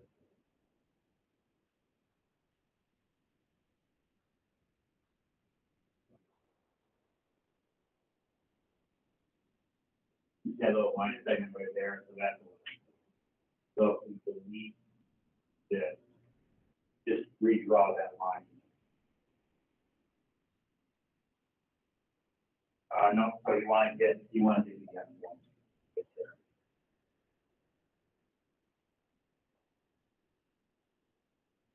There. Yeah, perfect. So now you can click OK, and then go back to toolpath and go to geometry, and then we'll reset that. So your machine goes reset.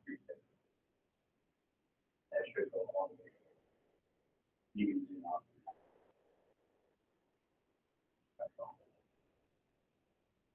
Yeah, it looks like you may have missed it. Yeah, see that? So go ahead and just reset those.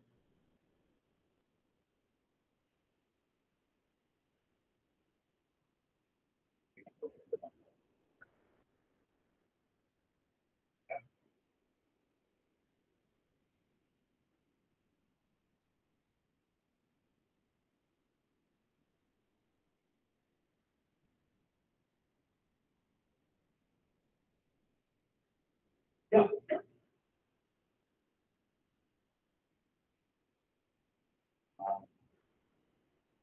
Guys, so you only got one green arrow now. That's something to solve. Did anybody else have an issue with that avoidance stream? That's all the way around. Okay. Awesome. Cool. So now we're going to click OK. We could exit the wireframe chaining box. So you should have a machining region and avoidance. Now, machining region strategy. Can anybody tell me what we should pick inside or outside for this one? Exactly. Perfect. You know, why would you do that? Because you want to be able to exit past the chain, right? So if you just do from inside, the end mill will not be allowed to come on the outside here. So what happens is your end mill would get to this point here and it would actually leave material in the corner because it can't actually loop around all the way unless it's allowed to leave that chain. What were you gonna say? Sorry. Retract to get another part? Nope, it actually will just flow. So what's gonna happen here, it should come in from the outside and go back and forth like this at depth, or like this, I should say. If you do from inside, it's only gonna stay in this half moon area, and it can't fit in here, so it's gonna stop. Basically, it would stop and not machine that part.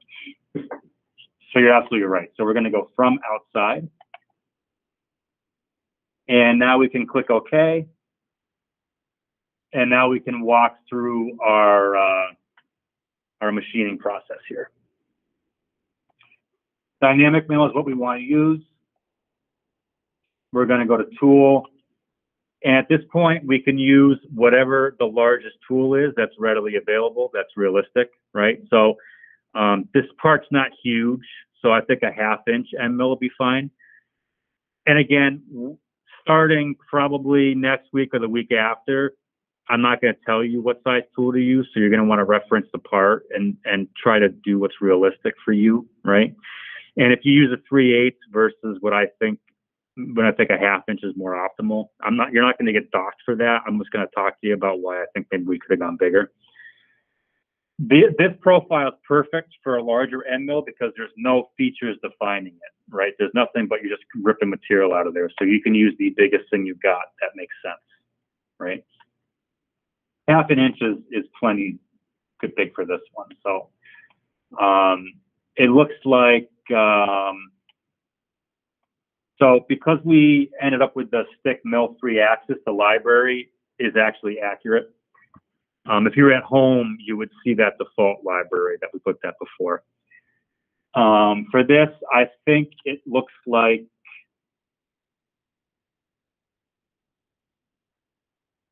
these are the finish end mills. Let me get my bearing. Yeah, I don't know why they say a 1/4 inch long. What are these?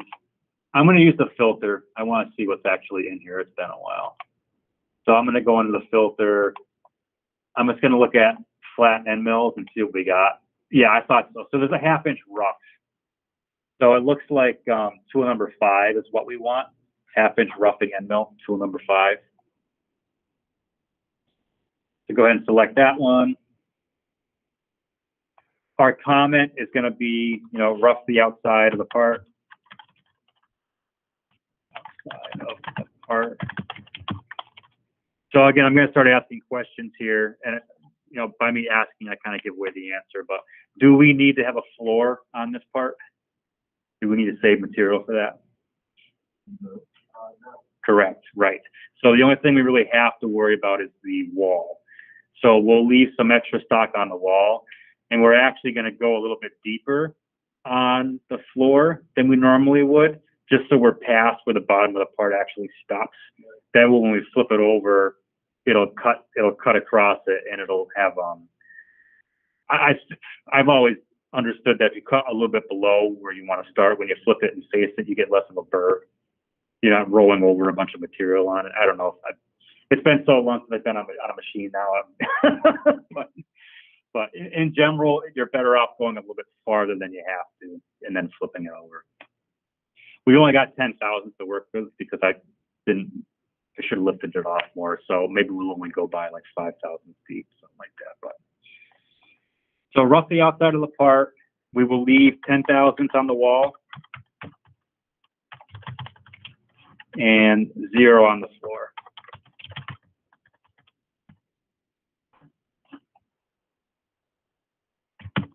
Okay. We'll assume the speeds and feeds are good. We'll move on through holder and stock and then get the cut parameters. We're going to leave the step over and everything as their defaults because they come in generally pretty good. We're not going to mess with those all that much. We are going to delete the value in the floors, so we're going to change that to 0. And we're only going to leave 10 thousandths on the walls for finish instead of the 50 that defaults to. 10 is plenty.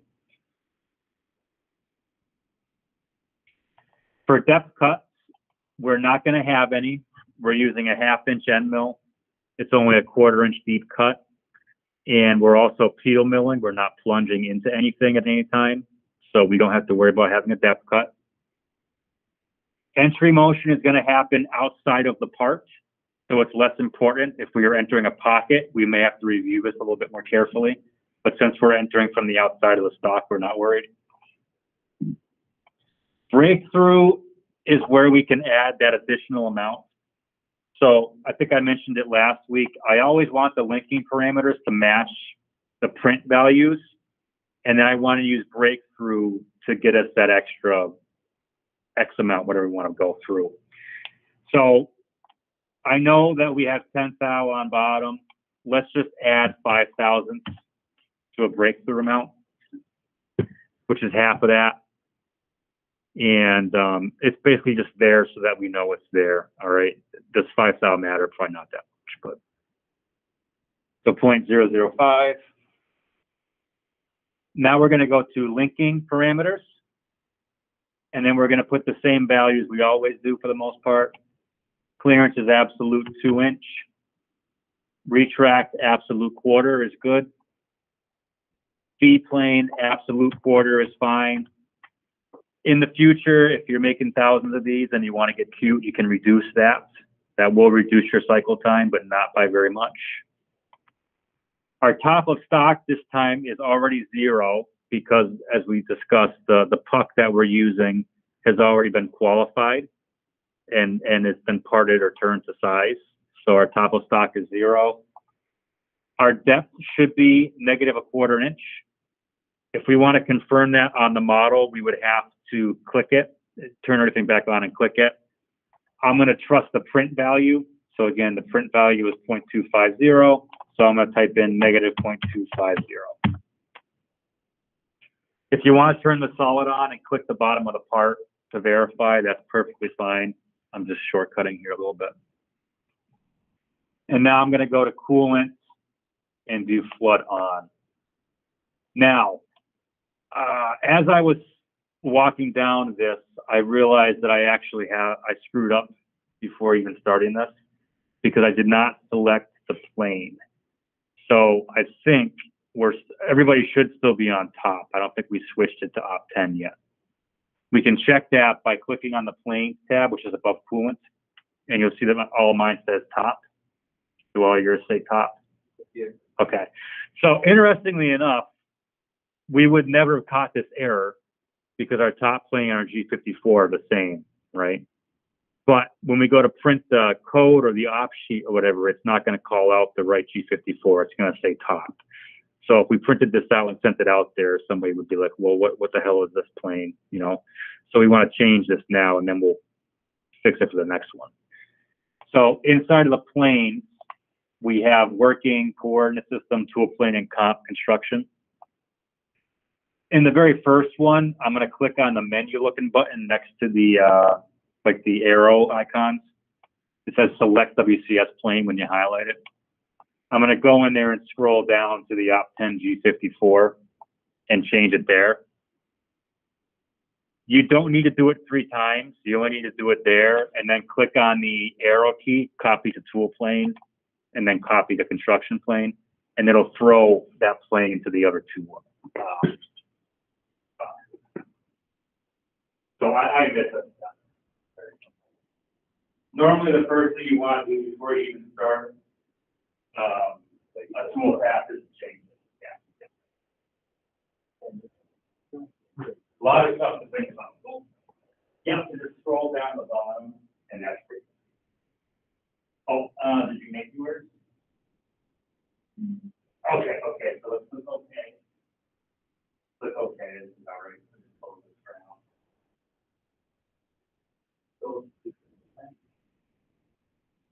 And then just right click on top. Yeah, right click on it.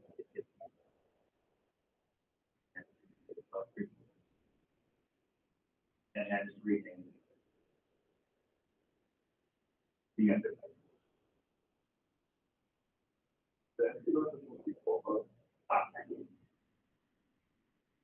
I think mine was, yeah, Helix. We can change it if you want, but honestly, what we're doing, we'll see where it starts, and then we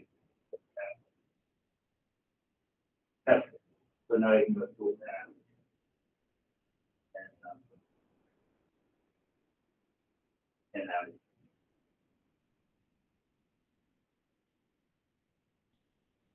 And then just throw it over.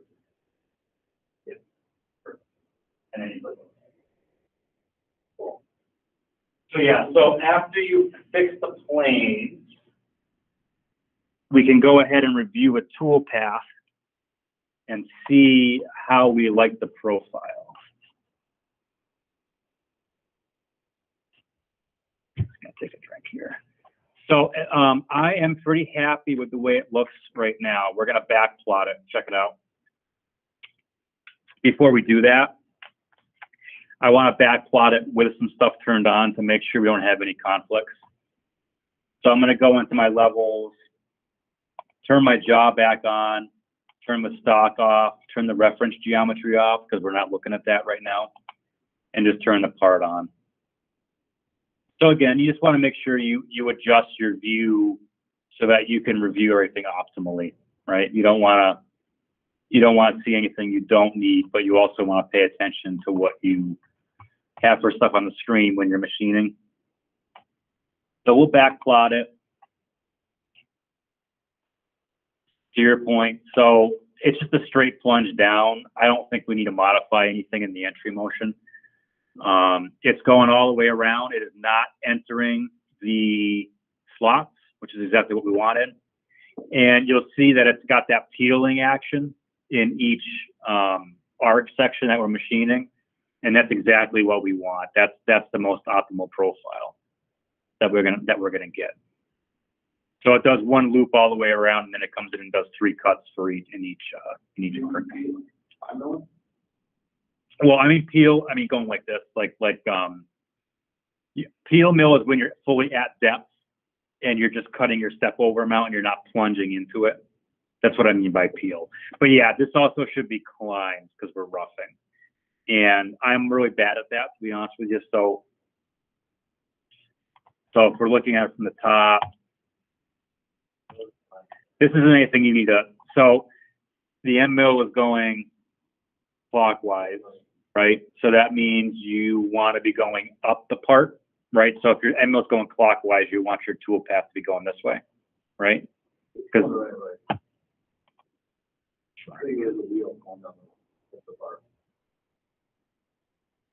yeah, we're going. So what we're talking about, so climb versus conventional. Conventional, if your end mill is turning the same direction your axis is moving, basically, it pulls it. Yeah. You have resistance. Yeah. So. Yeah. Good. Oh, I like that. Oh, like a barrel, right? Yeah. So what happens is if you don't have opposing forces when you're cutting, like if you're not pulling into the part, what happens is you can actually pull your ball screws in your machine and it actually shakes the machine and it jogs it. So generally when you're roughing, you want to climb mill so you have resistance, so you're going against it, so it's more rigid. And when you're finishing and you're not removing a lot of material, you would switch because you get a better surface finish sometimes. Is it the other way around? Okay. See, that's why I'm glad I got machinists in here, because I always forget. It's hard to visualize because you don't see it. I actually, if you're with me last semester, I think I posted a good video on it in the Blackboard Cam 1. Maybe I'll resend it. But it is good to pay attention to it. And that setting is actually in cut parameters. So this cutting method, that's what we're looking at. So climb, conventional, and zigzag. Climb and conventional is what we're talking about.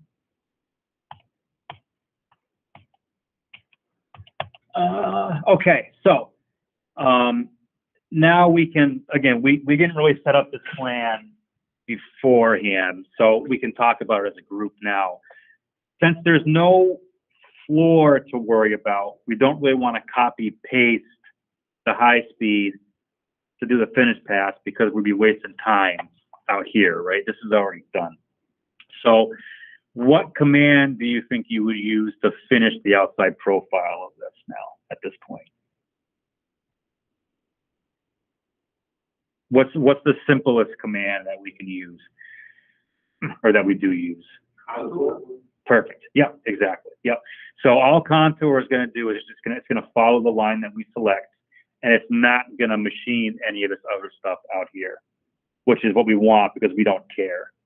So technically speaking, we're going to have like a 10,000 deep, like recessed area next to the part, but we don't care. We're going to face it off. You know what I mean? We did this because we don't want to throw chunks of material out, right? You don't want to bury the tool in there and ignore the outer part of this. But when we're finishing, we can just go ahead and contour the outside and be done with it. If we were worried about the floor and the wall, then we'd have to do the floor the same way, this way, at a 0 offset. So that profile, that 2D profile that we made is going to come in handy again because we're going to use that for a contour. Okay. So I'm going to save this just to make sure nothing stupid happens. I'm going to go back into levels and turn off the other stuff that we don't need, right? So we don't need the Geneva. I don't care about the stock block really either, or the jaws. All I want to see is that reference geometry. Make it real simple. And we can even turn the tool path off for the first one now that we're done with that. So if you go to tool path, highlight that first tool path, and then click on the three wavy lines where it says toggle display in the upper left-hand corner next to the ghost looking icon. You turn that off and your tool path goes away too. So now we will go to contour. Thank you again to those who answered. We'll go to C-plane, and then we're just going to go ahead and use that chain selection method to start here. So we get the loop. The one thing I will say about this contour chain, right? So we do want to make sure that that green arrow is in a spot that makes sense because that's where the tool is going to enter from, okay? So if for some reason we wanted this entry point to be in a different location than it is, you can right-click on the chain and do start point, and you can actually cycle through your start points. And it basically gives you every endpoint of the line. That's what it's starting on. Generally speaking, probably a good idea to start, you know, at the end of a feature, kind of like that. You know, I mean, you don't want to start in the middle of something like that. You really want to be right on the edge of something. Hey, Sean. And we, yeah. Hey, Sean, I'm sorry to interrupt, but okay, go ahead. My feed, it's not updating at all. It's just kind of frozen. So I don't know whether it's the video. Yeah. Okay, let me stop presenting and restart and see if that fixes it. All right, thanks.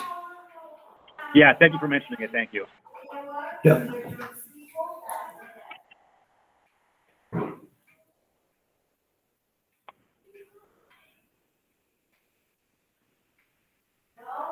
Okay.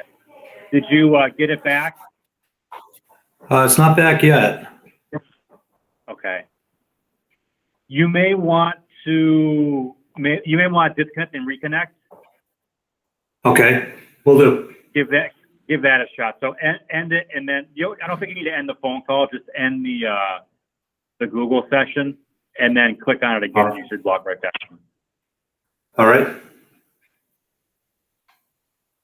And I'll give you a second. I won't go too far.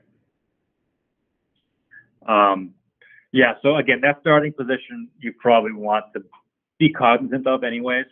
And then also we're going to want to review the smaller arrow, which is the cut direction.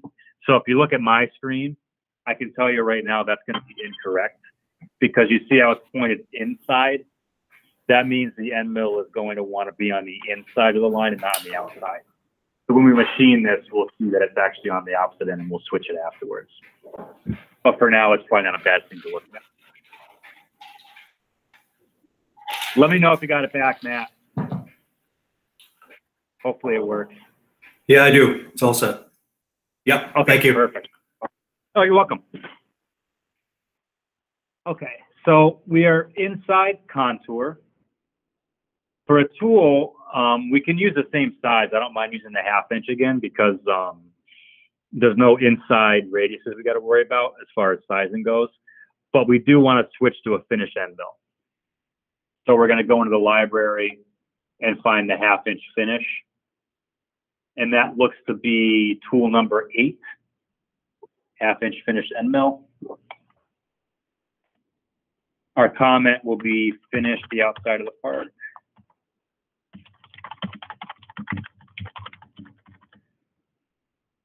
That's good enough. We won't call out a Z value or anything, even though, you know, we may want to, but we can always go back in and finish that, add them in later. Cut parameters, we're going to leave our compensation type at computer.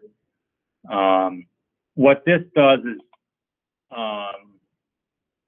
when you have the compensation type, it allows you to put in offsets if you have wear control on, I believe. Computer automatically calculates that either control or wear means that you can basically go into the CNC controller and offset this tool by like 0.002 if it's undersized, or if you're cutting oversized and you want to adjust the profile on the fly, you could also put in whatever you're off by to kind of modify dimensions with this when you're running it. I always leave it in computer, but I think the day classes usually have it in wear, and that's because they do offsets and stuff they do tool offsets in the machine. So that's where you put in the wear on the tool. Yes, yeah. Yeah, so if you're doing like an inside profile and it matters, and your end mill is 498 instead of 5, yeah, you do that offset in there. Yep. Computer does. I think computer like locks you out of that, and it just uses whatever value is there. If you put it on wear, it allows you to go in and modify that stuff. Yeah. And again, that's where I kind of lose my expertise because I don't run machines. So if you ever had a class with Tom, this is the kind of stuff that he'll really get into. Kind of this stuff. Yeah. And then I just want to check and make sure there's no walls and floors. So that's good. So we don't have any stock there. We're not going to do a depth cut because we're just side face cutting. So we want to do it at depth. Lead in and lead out, we'll leave alone for now. We'll watch it and see if there's a reason for us to change it. There probably won't be. The breakthrough, we might as well put that 5,000th in there again, just to match what we did on the roughing pass. Multi-passes only apply if you want to offset each contour and pass by a certain amount. So by default, it's 0. It just follows the line. If you did for some reason want to like cut 5 or 6 of these pathways, which you probably could have done for this part if you wanted to, you could have offset it by 1/4 inch or whatever. And basically it would just make it bigger and bigger and bigger, and it would cut however many you wanted there. Generally speaking, dynamic is more efficient though. So we're going to skip past that. Cabs, I've never done anything with. Linking parameters, you're familiar with this. Absolute 2, absolute 1/4 for retract, absolute feed plane. Top of stock 0. Depth should be absolute -0.25. Don't forget that negative, because you won't cut any material if you come off positive. Did I fix my planes? I did not fix my planes. Nobody yelled at me for it, so I still built this damn thing on top.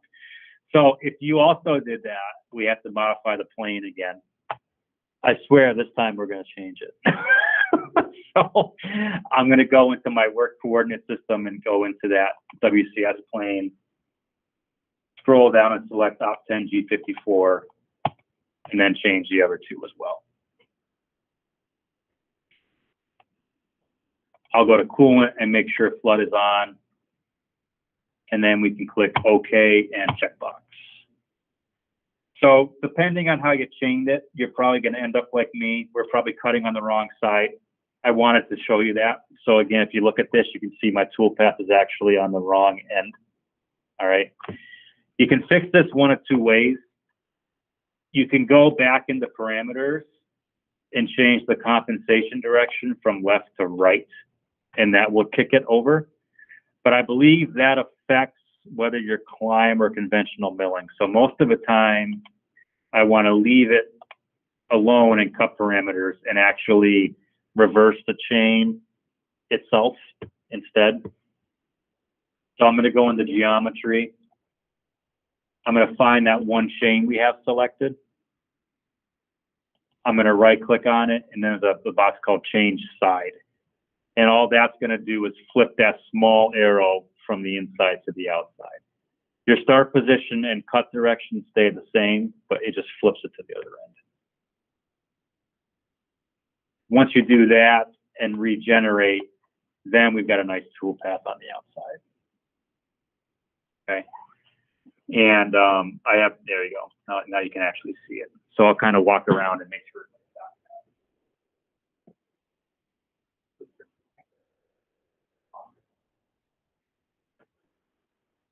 Everybody feel pretty comfortable with all this so far?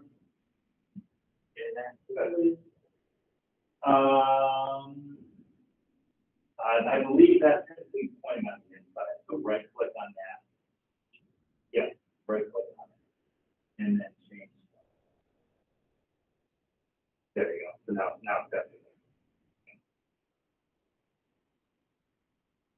And again, we're going kind of slower than we have to. I'm sure you guys have covered through this pretty quick by yourselves too. But this will be a good recording to have in your back pocket. So this large vegan, you see the large radius at the entry point there. So that's the lead in and lead out.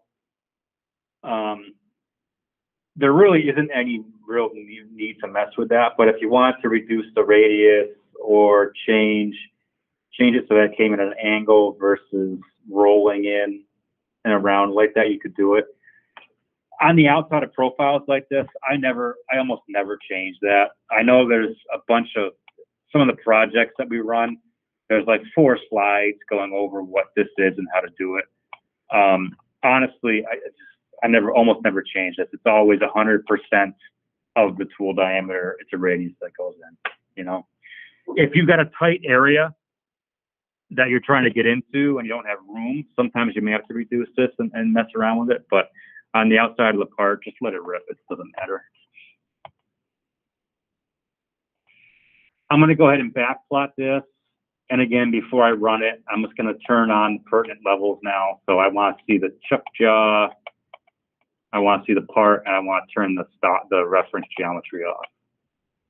And I'm just looking for interference. I want to make sure that I'm not cutting into the jaw unexpectedly, you know. So here it comes. So there's that lead in. We should be, if we look at it from the front or the right, we should be a little bit below, which we are, right? There's our 5/1000ths. It's always good to make sure you're moving the mouse around and checking stuff out while it's running. Don't just stare at it while it's static. Move it around, check it out, make sure there's no issues. I'm specifically looking to make sure it's not trying to dive in there or dip in there, and it's not. That's good. That's going to give us a nice finish there.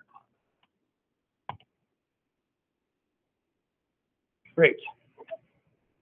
So the OD is done, and now we are ready to do the slots.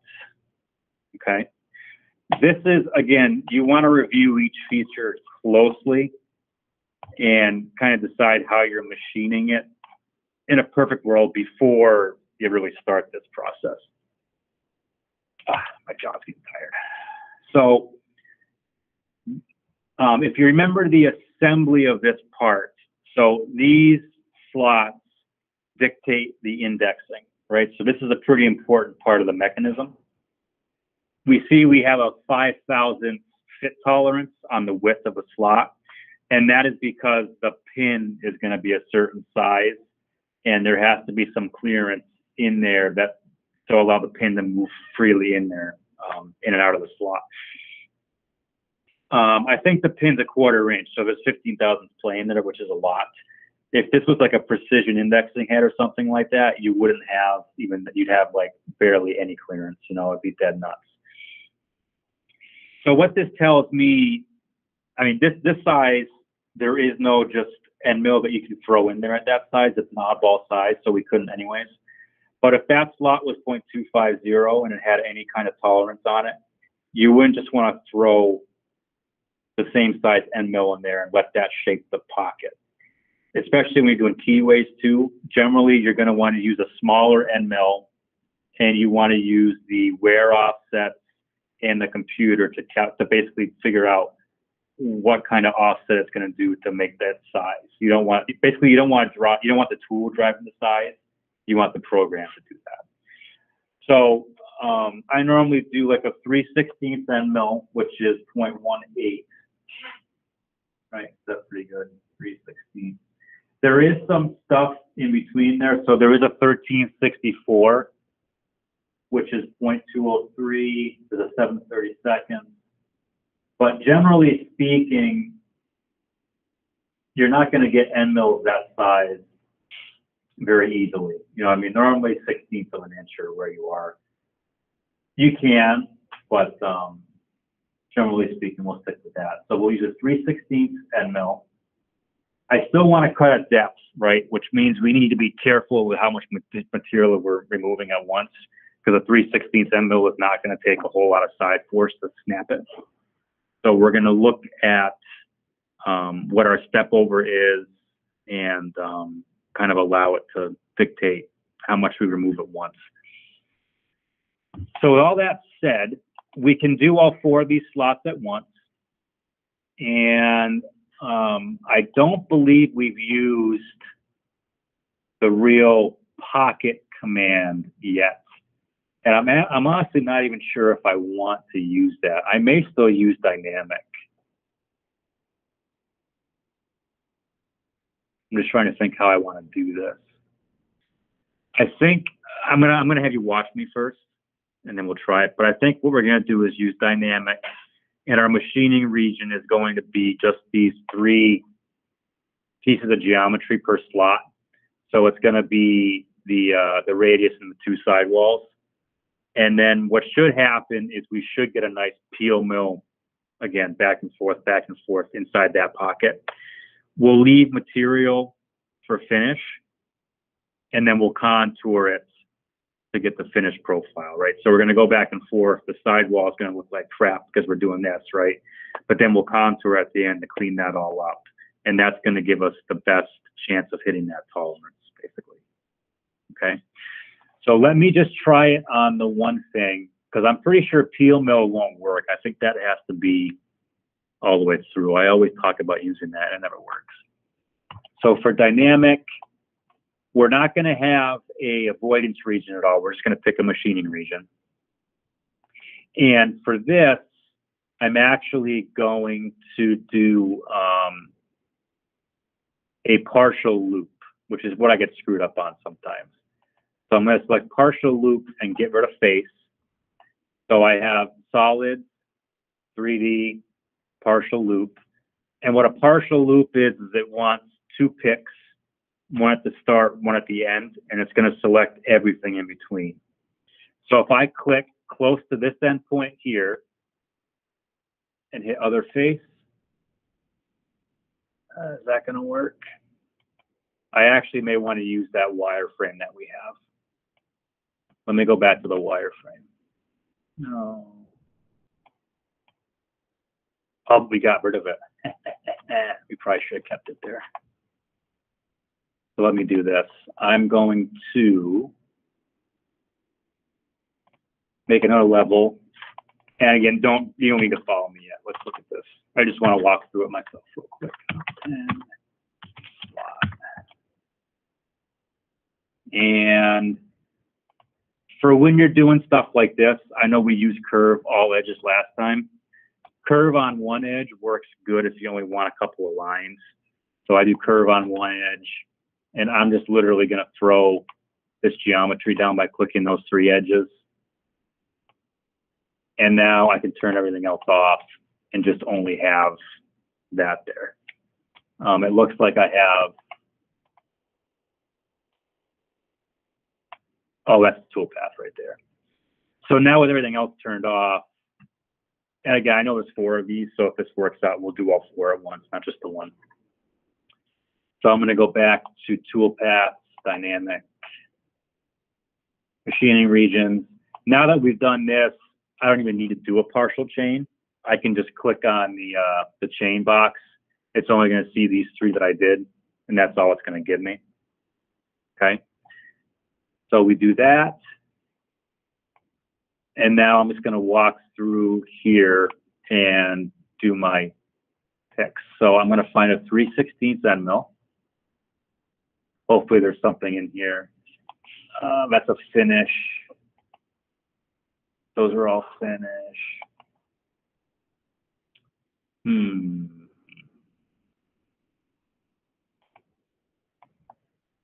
We may have to just fake in the use of a finish end mill here for now.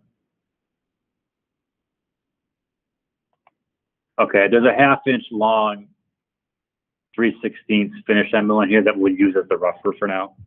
So I'll grab that tool number 12. And we're gonna say rough machine slots. Cut parameters, we're just gonna leave 10 on the walls again. This is where you'd wanna do some math to make sure. So we're doing a pocket, which means there's gonna be 20 thousandths additional stock, 10 per side.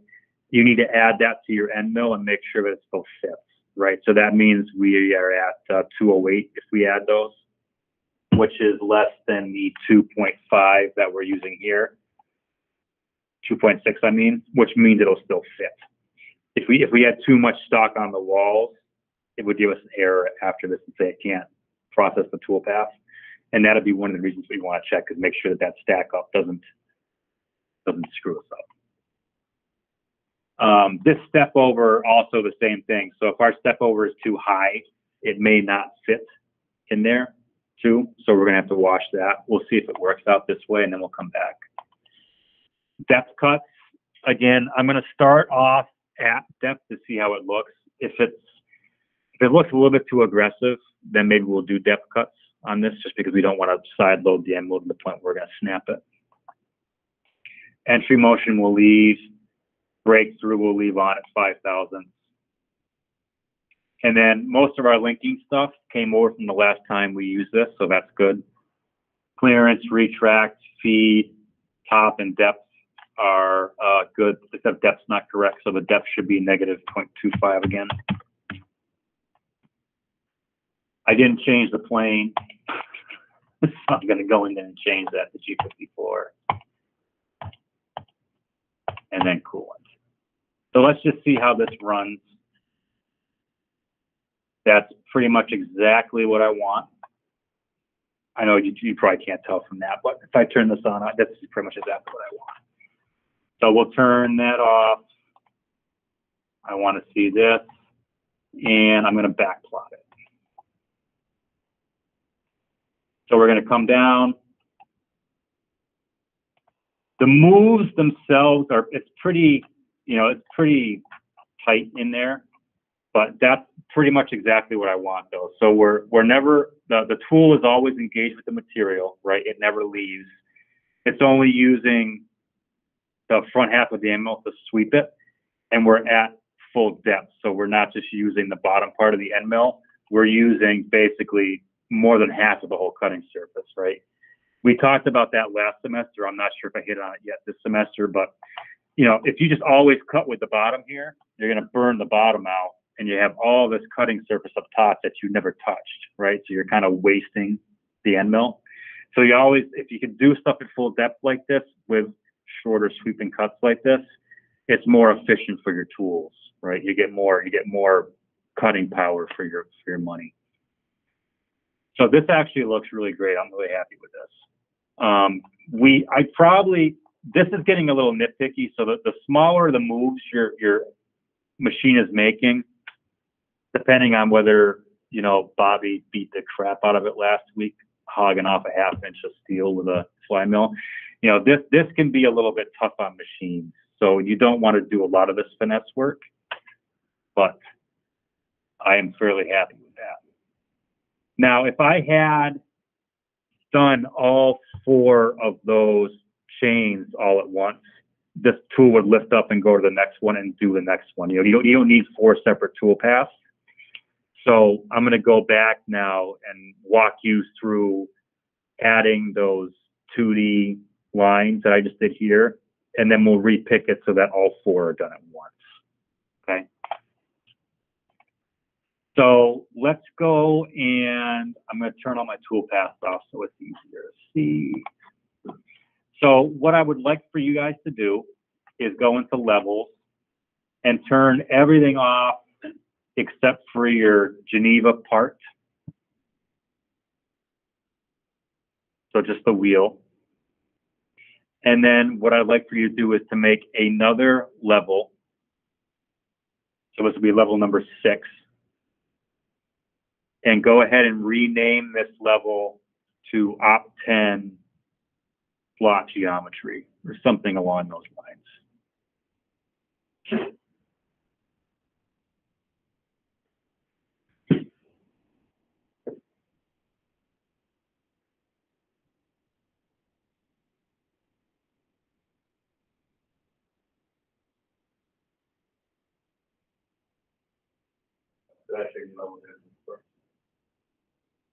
Looks like it's, I think, no, I think you just, yeah, you want to, yeah, I think you just rename.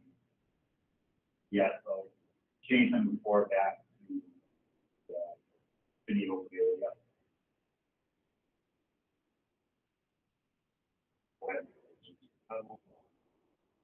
And then call it Op10 slot reference geometry. So see, I was trying to be too, we didn't delete it earlier, it'd already be there, but.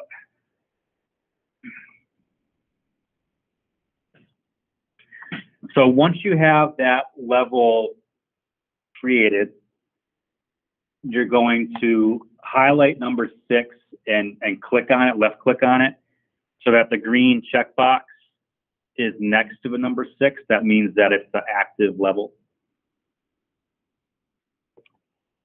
And now we're going to go ahead and use the curve on edge, which is inside the wireframe tab, excuse me.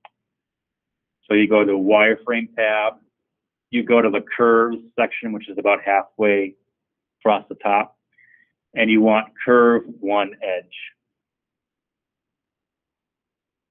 When you do curve 1 edge, you go into a menu, it asks you to select the surface or a solid edge. And I picked on the individual lines for each one of the slots. And what I mean by that, if you want to watch, is I'll just click on the 2 sidewall lines on top and then the radius. And then do that for all 4 slots.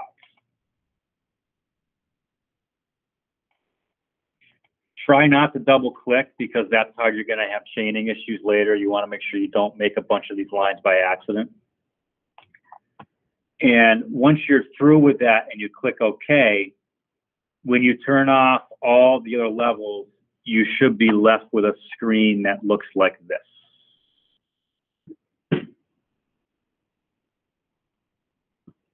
Yeah. Yeah, it's not letting me click on it. So curve on there. Curve 1. Yep. Oh. Okay, hit escape.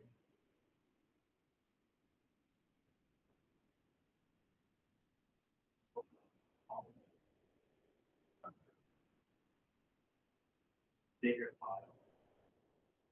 Where to click on it?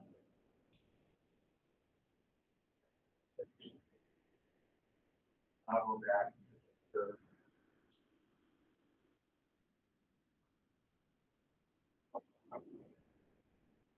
you start master again.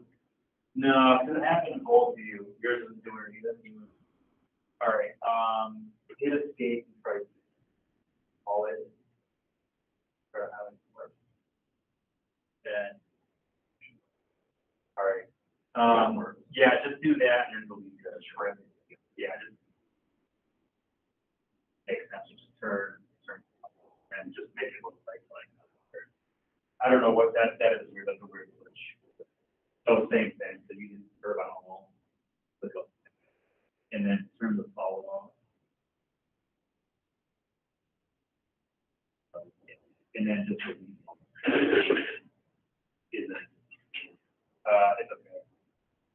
if we look at this on the right side?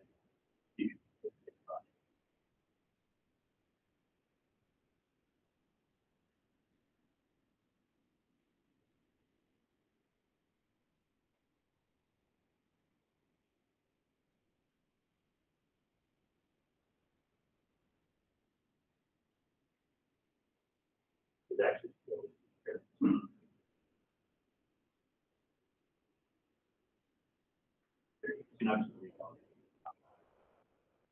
Did you have that issue too, when the curve on one?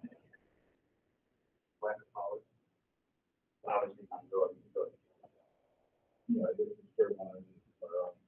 Okay. For some reason, it wasn't in the select. Did you get your selection okay?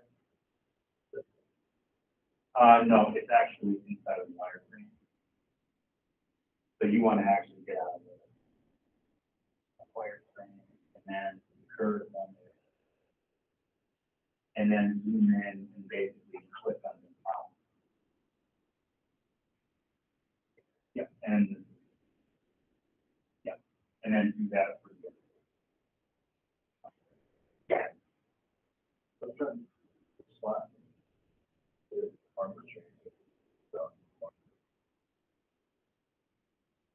Okay, and I see your change. Because you have to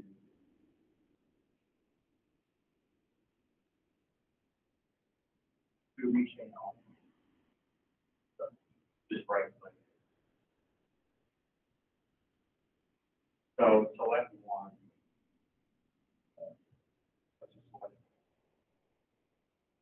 Okay, now it's and or no,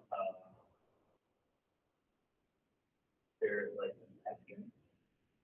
Yeah. And then go to that. And then yeah, I think you actually have to. There's something else you have to do. Keep doing that.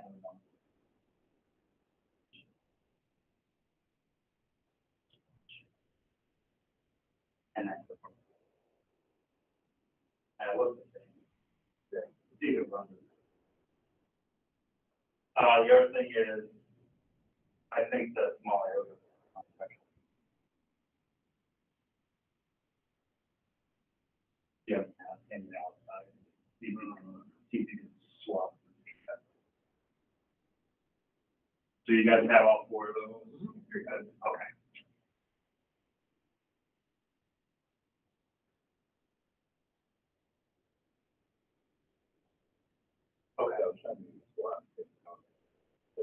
Okay. Yeah, I'm gonna play with it a little bit too. So once we have all that geometry, we're gonna go ahead and try to do it all at once. It might be the contour that you can do all at once. Maybe the dynamic won't let us do it the way I want to. But we're gonna check it out. And I think probably what's going to happen is I may have you end up finishing this file for homework. We're probably not going to get to all the holes and stuff like that tonight, or the fixturing stuff, which is good. That'll give you some stuff to work on at home. So let's. I'm going to go back into my toolpath. Okay, so I'm trying to do a 2D high speed, and I want to select all four of these slots at once if I can.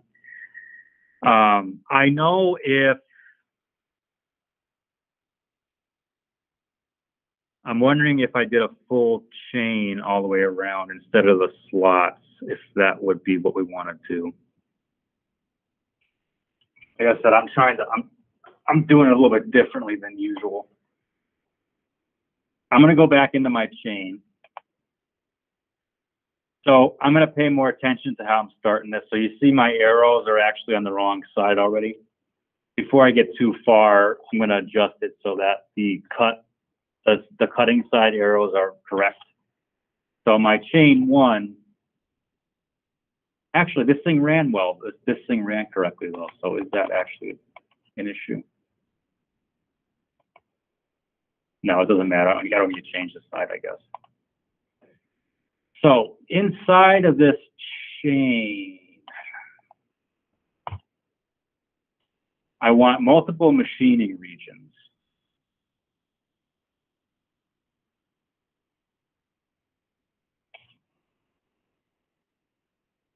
And where is my menu? Rechain all. Rechain all. There we go. So I have my wireframe in my C plane. I have chain.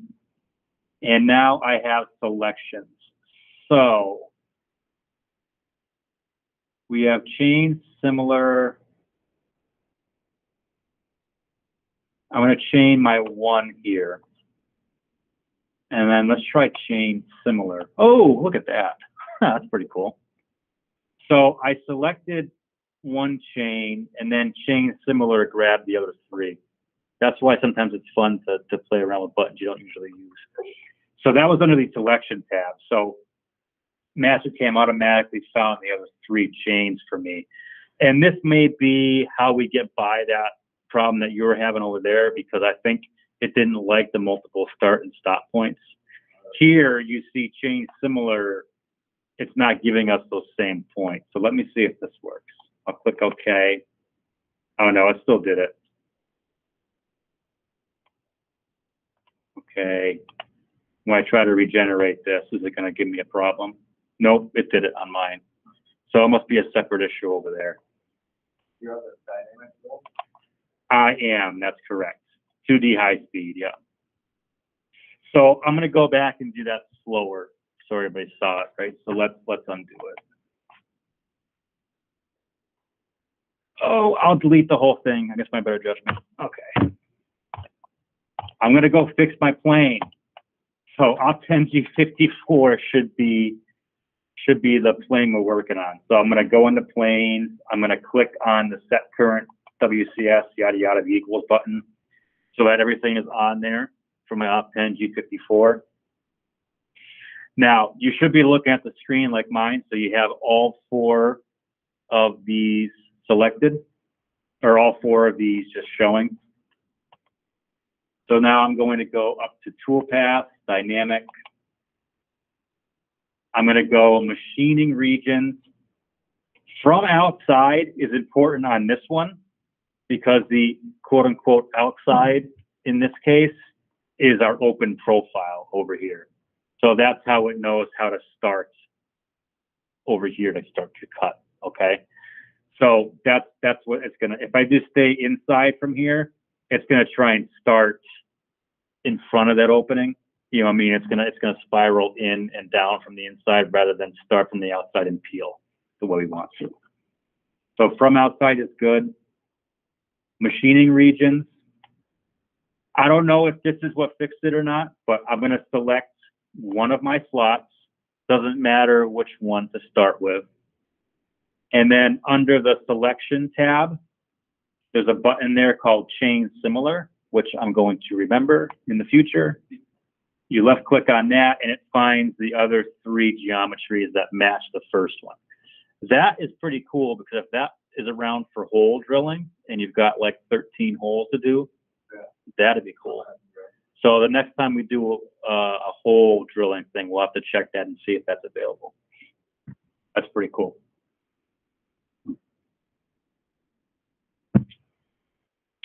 So now we're going to click OK. We have 4 machining regions. I'm going to click OK again. And now I want everybody to get to this point, and then I'll walk through the parameters and make sure we all have the same parameters. So once you're in 2D high speed, are you all set? Did yours work, or is it still broken? Go ahead and just click OK. You got all 4 picked, so that's okay. Click all right. Because I have a feeling, now click OK on that. I got a feeling that you may have like a step over that's maybe it worked. I just changed from slot to a contract. Oh, it did work. Oh, okay, great. Okay, cool. Okay, awesome. Okay, so inside of here, so again, my tool is going to be that. Oh, that's weird. I have tool number 12, but it says 1/8. But the tool name is 3/16 finish end mill. That's bizarre. Well, whatever. Tool number 12. Grab tool number 12 because that seemed to work last time. Our comment is going to be rough the slot leaving 10 thousandths to finish. Okay? Cut parameters, we're just going to make sure that wall says 10 thousandths. Leave the step over alone because it worked at that. I'm going to break it. I'm going to break mine and talk about the error message you guys might see in the future if the math didn't work out, just so you recognize it. Step cuts, entry motion, breakthrough, we're fine. Breakthrough should be that 5 thousandths again. Leave the entry motion stuff alone. Linking parameters, absolute 2, absolute quarter, absolute 0, and your depth should be absolute minus 0.25. Double check your plane, so your plane should be op 10 G54, and coolant should be flood. So if you click OK, it should look like that. It should actually work. All right, excellent. So before we go through all the backplotting and everything, I want you to see what happens when the math doesn't work out, right? So here's the first way to break. So let's say I go in the parameters and I have a typo on the walls and I do 0.1 instead of 0.01. When I click OK and try to regenerate it, this is the error you get. Okay, it just says toolpath regeneration failed, and it gives you basically zero information as to why, which is why I like to point this out. It doesn't come out and say, hey, the tool won't fit. It just says it failed. But 9 times out of 10, when you see this, especially if you're working on slots or pockets or things like that, it's because your stack up doesn't work. So your stock to leave, your tool, or so either your stock to leave or your step over are too large for your tool, and when you add those numbers together, it can't physically make that pass. So the way you want to check that first thing is to go in and look for that number that you have on the walls, right? That 100,000. So you can easily recognize that and say, okay, this is too big, so I can fix that here. As I mentioned, though, the other way you could break it is this. So your step over is like your motion inside of the part. So if this is too big, will it actually, oh, that's right. Okay, so let's go to 95. If your step over is too big, I believe it should throw you the same error. Oh, in this case, it won't, because it's actually your step over is, your step over is your cutting direction going through the slot. So if your step over was going side to side like this, if that was your path, that would make more of a difference. So in this case, the step over doesn't matter. The main thing is this stock to leave on walls, this stack up doesn't add up. And again, it just tells you tool path failed. So just kind of keep that in the back of your head if you see that. Double check your stack ups with your tool size and everything. Sometimes too, you may just pick the wrong tool altogether. So you'll notice that we have a couple of 1/2-inch tools in here, right?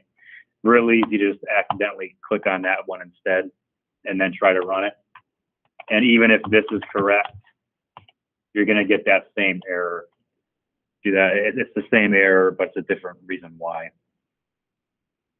So just 2 things you want to keep in mind while you're working through this. Those are the 2 areas you want to check: your tool size and then your stack up for your walls and floors.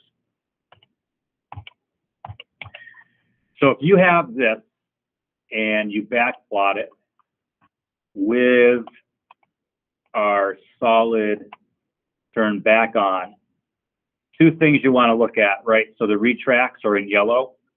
So all this is correct. We machine 1 slot. It goes up to our clearance position. It goes over to our next slot, and it starts the manufacturing process. I do want to make sure that every single slot starts on the outside, meaning it's not actually trying to start in the slot. So I'm going to let it run through real quick That looks fine. I'm going to look at it from the right and make sure I'm a little bit below, which I am, right? So here it comes from the outside again. I like it.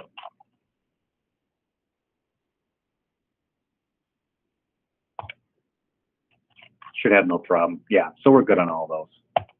That's great. So I consider that to be a good roughing pass. I'm happy with that. Okay, we're hogging the material out. You can run that fast. We're utilizing as much of the end mill as we possibly can. Now we're going to do the contour. So again, we're not going to use 2D high speed. We can't just copy it because we're not worried about the floor. All we want to do is contour around the whole thing. I suppose if we had thought about it earlier, we actually could have contoured the entire outside of the part and the inside of the slot all at once if we wanted to. That's something we could have refined later on down the road, but for now, we'll just do it this way. I am going to go to Toolpath Contour, and I know this one works, so I've done this in the past. So under Selection, the first button inside of there is called Last. So if you click on that, it's going to give you those 4 chains that we just used without you having to repick all of them again. So that's pretty cool.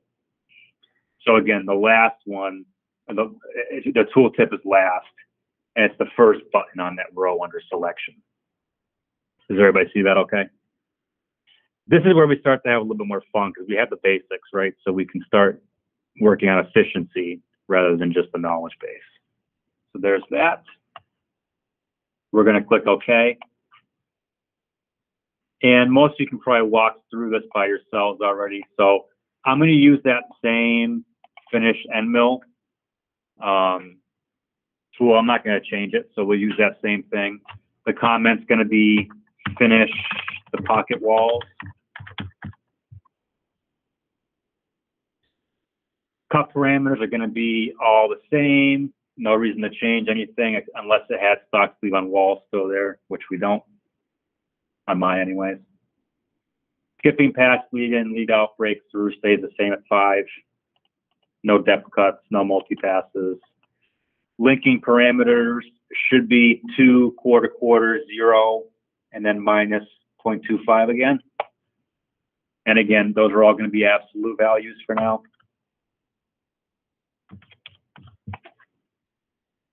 Planes, op 10 G54, coolant, flood. Once you've walked through all of those options, we can click OK. I'm going to turn off the toolpath for number 3 so I can actually see what's happening. And then just reviewing what we got here. So the lead in and lead out looks okay. It starts on the outside, it rolls into that edge, and then it just follows the contour. I'm going to backplot that and just confirm that I'm happy with everything. Oops.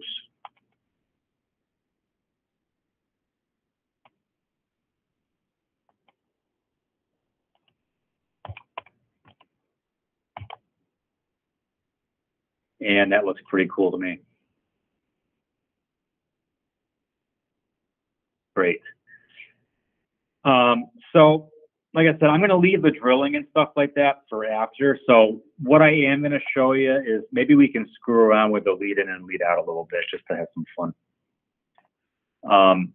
So, you know, we have a straight line going in and out of this slot. So rolling in and out of it, it's not, you don't have to do that. We could go in there and modify that so that instead of coming in at a radius, we could actually just come straight in to that. It just makes more sense logically from a machining standpoint.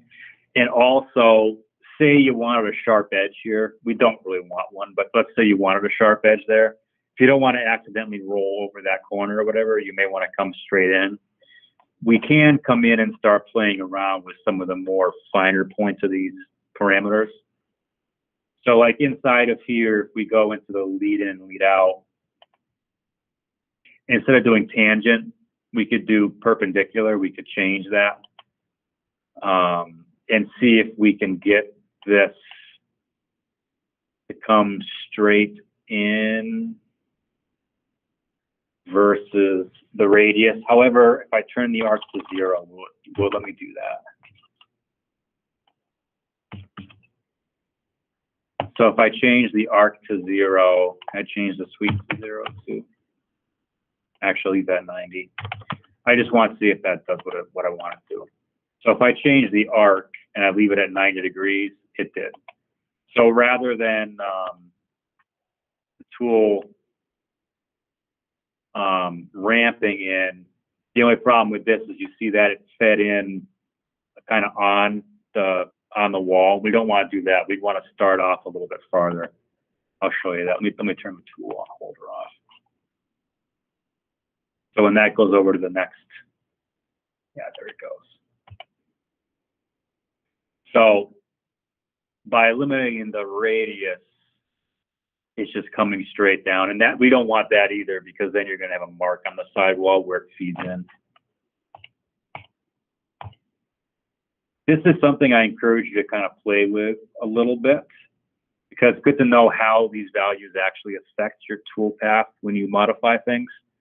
Especially on parts like this, you could sit here for a half an hour and just tweak one of these, and just these subtle differences add up after a while. I imagine maybe if we leave the radius at 0 and we do adjust start and end by a certain amount, let's say we extend these by 125, I think this might be a way to have it so that it comes in straight, but it starts off of the part. No, it doesn't look like it did. No, it didn't do it.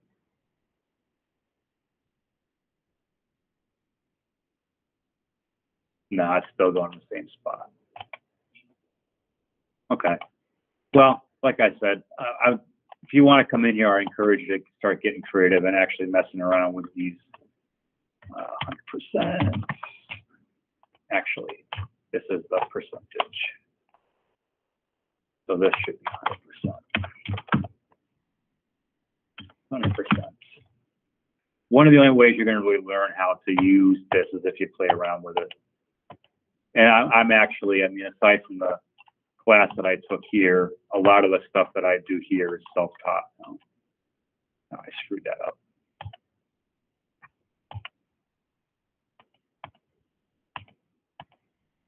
Yeah, there we go. So if you have the contour done, go ahead and save this. And so before you leave today, let me just talk about what I'm going to ask you to finish up at home, okay? I mean, you could do it now too, but we only have 8 minutes left. So what I would like for you to do, again, review the print. We're going to have some drilling operations to finish. And I want you to spot drill everything first. So you're going to spot drill all 4 of these holes, okay? And you'll have the video to guide you if you wait till tomorrow too. So spot drill all those holes. I would like you to do what we did in the previous tutorial. So if you look at the 1/8" holes, spot drill these holes to like a 0.13 or a 0.14. That way you're actually breaking the edge while you're spotting. Again, it doesn't call out a chamfer on this, but in general, you're going to want to break edges on holes, because normally you're inserting something into them, and if they're sharp, it's hard to get whatever feature you're doing in. And generally speaking, normally down here, you'd see something in the title block that says break all sharp edges by filling out anyways. So pick a value that makes sense to you, you know, just go a little bit bigger than this. And also spot the center one separately at a bigger size too, right? So you go 1.3 or 1.4 on those holes. Here, maybe you go to like 0.27, something like that. So you kind of break that edge. You're going to drill these at an 1/8. All right, so that's perfectly acceptable. You're all done there. You're going to peck drill that. And this will be in an email too. I'll send you an email explaining how to do this. For the ream, you have to do a drill and a ream, right? So a reamer removes material from the side of a hole, but you can't create a hole with it. There has to be a starter hole there. So with a ream size, that's 0.251. generally you want like a 30 seconds worth of material to remove from there, between a 16th and a 32nd. Oh, that's where we talked about that, right? Yeah, so it's 30% of the, yeah. So if that's the case, pick the nearest fractional size drill too. That's another thing that makes it easy. So if you got 0.251 and you want to take like 30 thou off with the reamer, I don't know, do a 15/64 drill. That's 2/3/4. So that means you're taking 16 thousandths off, which is 8 thousandths on the side, which I think is fine for a reamer. And again, just if you're not familiar with it, a reamer is going to have multiple bladed edges on it with a big lead on the bottom. And it basically, rather than like cutting material off, it kind of shaves it. And the reamer is a solid carbide shaft that is a really rigid tool, so that when it actually forms the hole, that's where you get your precision from. It's just more stable than a drill. And also, when you do a reaming, when you ream a hole, normally you get it to full depth and you actually let it sit in there for a while, so it actually forms. You let it sit for, I don't know, 5-6 seconds, and it actually makes a nice conical hole. It's going to be almost perfectly round, as opposed to a drill where you might have some wobble. It might be oblong. You're not going to see it visually most of the time, but drills do tend to make oblong holes. Yeah. Yeah, I bet. Yeah, and the bigger you get, the worse it gets. Yeah. So when you're doing pins and things like that, reamers are always what you're going to want to use. We don't have a specific reaming cycle in here, so you can just use the same drill cycle. And you can add a dwell time to it if you want to. So what I mean by that is when you go into your drill cycle, doesn't matter what I pick. It'd be nice if there was like an actual call out for a reaming cycle, but there isn't. There may not be. You may not really need a specific one because it's just a drill at a slower speed, by the way. It's a slow speed operation. And generally you use oil, so you're not going to put coolant into it. So if you do a regular drill counterbore, you see this dwell thing here. Dwell basically says how long you want to leave the tool at final depth before you retract.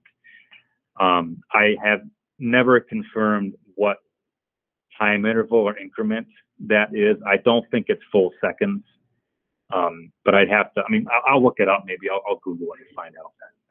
1/10 of a second. So if you do one dwell, it's 1/10. So if you want it to sit there for a second, you have to do 100. I'd have to look. Yeah. You'd know right away if you ran it, because if you put 100 in there and it sits in there for a minute and a half, you know what, what it was. But any kind of dwell amount. So as long as I see you made an attempt and you understand, okay, I want the reamer to sit in there for a little bit so it forms the hole. As long as I see something in here, I'm happy with that. You know what I mean? That's not going to take you very long, probably. Maybe a half an hour to finish this up, 45 minutes. I'm also going to give you instructions in the email on how to add the machining operations for that fixturing cut that we made in the soft jaws. And I'll do a separate video on that, and I'll put it in the week 3 so that you can follow along and do that with me this week from home for class next week. Okay? So what you'll see from me, my deliverables are an email to go over the drilling stuff, just like we talked about now. Probably a 20-minute video on the milling stuff, on the fixturing. And then next week, we're going to start a new project. I forget exactly which one's next. Week 4 is the wheel support. So starting with the wheel support stuff, I'm going to give you more freedom, and I'm going to spend more time listening to you come up with ideas than me feeding you stuff. Okay. The parts that are coming up aren't any more complicated. However, I am going to start giving you more stock constraints. So as I watch you develop, I'm going to give you harder and harder stock profiles to work with that are going to force you to come up with different work holding stuff. Basically, that's how I like to, and that's how I modify the hardness, how hard we're working in here. If we're really advanced, I'll start throwing really stupid stuff at you. If we're still kind of going slow, I'll modify the difficulty level. That's how I'm going to do it. Okay. Any questions about today? How do you guys feel? Pretty good about most of this stuff? Yeah.